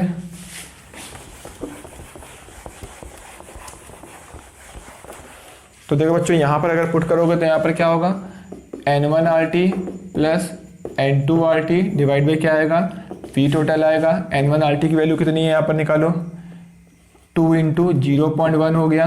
ठीक है। प्लस N2 RT की वैल्यू कितनी है, ये लिखा हुआ है 4 इंटू 0.3 हो गया, डिवाइड बाई V टोटल कितना होगा, V टोटल कितना 400 ml मतलब 0.4। तो बच्चों अब इसको सॉल्व कर लो तो ये क्या होगा, आपका आंसर होगा, किस में आएगा ये आंसर, ATM में आ जाएगा। क्लियर है। तो आप जल्दी से इसको नोट करो, अगर आपको अभी भी कोई डाउट है तो प्लीज़ कमेंट करके पूछ लेना। ठीक है ना। तो बच्चों देखो हम नेक्स्ट पढ़ने जा रहे हैं हेनरीज लॉ के बारे में। ठीक है ना। ये बहुत ही इंपॉर्टेंट पार्ट है, इसके ऊपर मैंने सेपरेट एक वीडियो बनाया हुआ है, आप चाहो तो उस वीडियो को देख सकते हो, सोल्यूशन की प्लेलिस्ट में जाओ, उस वीडियो को वॉच कर लो। यहाँ क्योंकि हम लोग डायरेक्ट पढ़ेंगे। ठीक है। तो डायरेक्ट क्योंकि मैं शॉर्टकट में बताऊँगा यहाँ पर आपको। तो जैसे कि देखो यहाँ पर बच्चों, यहाँ पर लिक्विड दिया हुआ है। ठीक है। तो हेनरीज ने क्या बोला, लिक्विड है, लिक्विड में कोई भी गैस सॉल्युबल हो सकती है, हाँ हो सकती है, गैस लिक्विड में सॉल्युबल होगी। ठीक है। कब सॉल्युबल होगी, उसका टेम्परेचर क्या करना पड़ेगा, अगर जितना इसका टेम्परेचर कम करोगे, ठीक है, solubility of gases in liquid क्या होगी, इंक्रीज करेगी। हरी बात समझ में आप लोगों को। और जितना प्रेशर क्या करोगे आप, इंक्रीज करोगे, किसका प्रेशर, गैस का प्रेशर। ठीक है ना। उतनी सॉल्युबिलिटी क्या होगी, इंक्रीज करेगी। ठीक है ना। अब यहां पे मैंने क्या किया, एट कांस्टेंट टेम्परेचर कर दिया, जबकि यहां पे मैंने क्या किया, एट कांस्टेंट प्रेशर पे देख रहा हूं। क्या बच्चों आ रही बात समझ में आप लोगों को? चलो फिर ठीक है। तो बताओ हेनरीज ने यहाँ पर ये बताया कि जो गैसेस जो लिक्विड में सॉल्युबल होती है, ठीक है ना, वो जितनी ज़्यादा सॉल्युबल होगी, कब, जब जितना ज़्यादा क्या होगा, प्रेशर होगा। यानी यहाँ पर आप लिख सकते हो जो प्रेशर ऑफ गैस होगा वो डायरेक्टली पोर्शन क्या होगा, अब प्रेशर बढ़ाओगे तो गैस सॉल्युबल ज़्यादा होगी, सॉल्युबल ज़्यादा होगी तो लिक्विड में उसका मास ज़्यादा आएगा, क्योंकि लिक्विड में गैस बढ़ती जा रही है और गैस बढ़ेगी तो गैस का मास इंक्रीज करेगा। यानी मास किसका, गैस का, किस में, इन लिक्विड में। तो प्रेशर जो होगा डायरेक्टली प्रोपोर्शनल होगा किसके होगा, मास के होगा। तो यहाँ पे मैं प्रोपोर्शनलिटी हटा के कांस्टेंट लगा दूंगा, तो pressure of gas equal to क्या आ गया, KH आ गया। ठीक है, इसको कह सकते हो मास किसका, गैस का, किसमें, इन लिक्विड में। क्या बच्चों आ रही बात समझ में आप लोगों को? चलो ठीक है। फिर KH मतलब क्या होता है, कांस्टेंट होता है, किस पे डिपेंड करता है, KH की वैल्यू डिपेंड करती है नेचर ऑफ गैस पर, नेचर ऑफ सॉल्वेंट पर, ठीक है ना, KH, ठीक है। और ये हमेशा वैल्यू आपको क्वेश्चन में गिवन होगी, पूछ लेगा बताओ बच्चों KH की यूनिट क्या होगी, तो KH की यूनिट क्या होगी, यहाँ पर KH अगर तुम देखोगे तो KH आएगा, ये प्रेशर होगा ATM में और ये किस में होगा, ग्राम में, तो ATM पर ग्राम इसकी यूनिट हो जाएगी। क्लियर है, चलो ठीक है। अब बच्चों इसी का देखो मैं एक और फॉर्मूला बना सकता हूँ। देखो यहाँ पर जो मास होता है वो डायरेक्टली पोर्शन क्या होता है, मोल्स होता है। क्लियर है, और जो मोल्स होता है वो डायरेक्टली पोर्शन क्या होता है, मोल फ्रैक्शन होता है। आ रही बात समझ में? यानी जिस भी गैस का मान लो कि ऑक्सीजन एक में 10 ग्राम है, एक कंटेनर में 20 ग्राम है, तो 20 ग्राम मतलब मास ज़्यादा है 10 के रिस्पेक्ट में, मास ज़्यादा होगा तो मोल ज़्यादा होंगे, और मोल ज़्यादा होगा तो मोल फ्रैक्शन ज़्यादा होगा। आ रही बात समझ में? मतलब दो गैसेस का मिक्सचर दिया हुआ है, ठीक है, दोनों में ए गैस कॉमन है और बी गैस एक में 10 ग्राम एक में 20 ग्राम है, तो जिसमें मास ज़्यादा होगा उसमें उसका मोल फ्रैक्शन ज़्यादा होगा। ठीक है, तो मास डायरेक्टली प्रोपोर्शनल मोल फ्रैक्शन होता है, तो यहाँ प्रोपोर्शनलिटी लगा हुआ है। तो यहाँ पे देखो मैं ये भी लिख सकता हूँ कि मोल फ्रैक्शन ऑफ गैस किसमें, इन लिक्विड फेज के डायरेक्टली प्रोपोर्शनल होता है, क्योंकि मास के डायरेक्टली प्रोपोर्शनल होता है प्रेशर। जितना ज़्यादा प्रेशर बढ़ाओगे उतना ज़्यादा क्या होगा, सॉल्युबिलिटी बढ़ेगी, उतना ज़्यादा मास बढ़ेगा, मास बढ़ेगा यानी लिक्विड में मोल्स बढ़ेंगे, मोल्स बढ़ेंगे मतलब लिक्विड में मोल फ्रैक्शन इंक्रीज करेगा। तो यहाँ पर भी एक हेनरीज लॉ लगा सकते हो। यहाँ पे कांस्टेंट आएगा KH, यानी मोल फ्रैक्शन किसका हो गया, गैस का हो गया, किस में हो गया, इन लिक्विड फेज में। क्लियर है, चलो ठीक है। अब बच्चों देखो यहाँ पर आपसे पूछेगा, यहाँ पर बताओ KH की यूनिट क्या होगी, मोल फ्रैक्शन तो यूनिट लेस होता है, यहाँ पर जो KH की यूनिट होगी वो कितनी होगी, ATM होगी। तो बच्चों दोनों ही हेनरीज लॉ है, बट दोनों को कब कब यूज करना है, हमेशा KH की वैल्यू क्वेश्चन में दी जाएगी, क्योंकि वो कांस्टेंट होता है, वो नेचर ऑफ गैस और नेचर ऑफ सॉल्वेंट पे डिपेंड करता है। तो अगर KH की वैल्यू ATM पर ग्राम में दी है तो तुम ये वाला फॉर्मूला यूज करोगे, अगर KH की वैल्यू ATM में दी है तो ये वाला फॉर्मूला यूज करोगे। आ रही बात समझ में आप लोगों को? तो आप लोग जल्दी से इसको नोट करो, हम लोग आगे डिस्कस करते हैं। तो बस हम लोग का चैप्टर कंप्लीट ही हो गया, ठीक है ना। अगर आपको अभी भी कोई डाउट रह गया तो प्लीज़ आप कमेंट करके जरूर पूछना, ठीक है ना। और अगर आपको डिटेल में हेनरीज लॉ पढ़ना है, अभी कोई भी पार्ट डिटेल में पढ़ना है, तो मैंने हर एक पार्ट के ऊपर एक वीडियो बना रखा है। तो आप क्या करोगे, मोल काउंसिल की प्लेलिस्ट में जाओगे और सारे वीडियो को वॉच कर लोगे।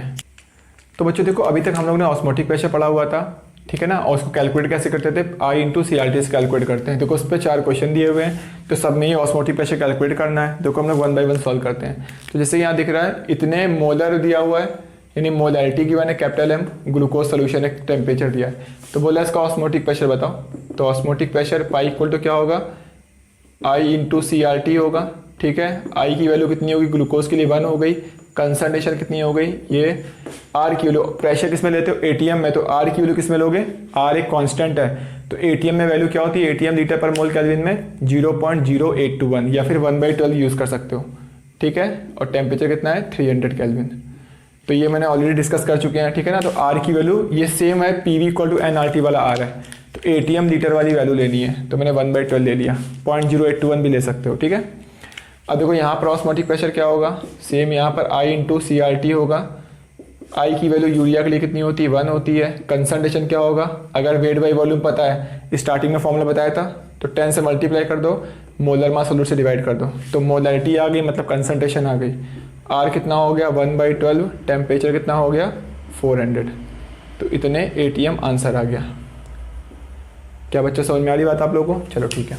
जैसे यहाँ पर देखो दिया हुआ है, अब देखो बच्चों यहाँ पर I पहले निकालो, यहाँ पर I की वैल्यू कितनी होगी 1 प्लस, ये कितने पार्ट में टूटेगा, 5 पार्ट में, 5 - 1 इंटू, ठीक है ना, अल्फा कितना है 75%। तो यहाँ पर जो I की वैल्यू आएगी कितनी आएगी, I = आएगा 1 + 4 इंटू 3/4, यानी I की वैल्यू कितनी आ गई है, I की वैल्यू 4 आ रही है। क्लियर है। तो यहाँ देखो ऑस्मोटिक प्रेशर क्या होगा, तो ऑस्मोटिक प्रेशर = होगा I/CRT, तो I की वैल्यू 4 है, C कितना है डेसी मोलर मतलब क्या हो गया, कंसंट्रेशन 1/10 है, ठीक है। आर की वैल्यू 1/12 है और टेम्परेचर कितना है 500 केल्विन, तो इतने एटीएम। तो ये क्या हो गया हम लोगों का आंसर आ गया, ठीक है। अब बच्चों यहाँ पे देखो एसिटिक एसिड दिया हुआ है, यहाँ पे देखो मोलैरिटी गिवन है, तो यहाँ पर अगर आप फॉर्मूला लगाओ देखो आई क्या होगा, एसिटिक एसिड क्या होता है एसोसिएट होता है, मतलब यहाँ पर क्या होगा जब इसको आप बेंजीन में डालोगे तो ये एसोसिएट कर जाएगा, क्यों, क्योंकि ये हाइड्रोजन बॉन्डिंग बनाता है और दो मॉलिक्यूल मिलके एक मॉलिक्यूल बन जाते हैं। तो बच्चों यहाँ से आई निकालो कितना होगा, I equal to 1 + 1/2 - 1 into alpha नहीं दिया तो 1 मान लेते हैं, तो यहाँ पे वैल्यू आ गई 1/2, ठीक है। तो बच्चों देखो यहाँ पर आई इक्वल टू क्या होगा, sorry osmotic pressure pi equal to क्या होगा आई इंटू CRT हो जाएगा, क्लियर है। तो यहाँ ऑस्मोटिक प्रेशर की वैल्यू कितनी आ रही है, आई कितना है 1/2, सी कितना है 2, आर कितना है 1/12 और टेम्परेचर कितना है 300, तो इतने क्या आ गया ATM आ गया। तो बच्चों यहाँ पे यही इंपॉर्टेंट था कि आई की वैल्यू यहाँ पे 1/2 होगी, अगर तुमने 1 ले ली या फिर 2 ले ली तो गलत हो जाएगा, क्योंकि बेंजीन में ये एसोसिएट नहीं होता, किसी भी कार्बोक्सिलिक एसिड को अगर तुम बेंजीन में डालोगे तो वो एसोसिएट कर जाता है, मतलब डाइमर बना देता है, क्यों, क्योंकि वहाँ पर हाइड्रोजन बॉन्डिंग होती है, क्लियर है। तो अब जल्दी से नोट करो इसको।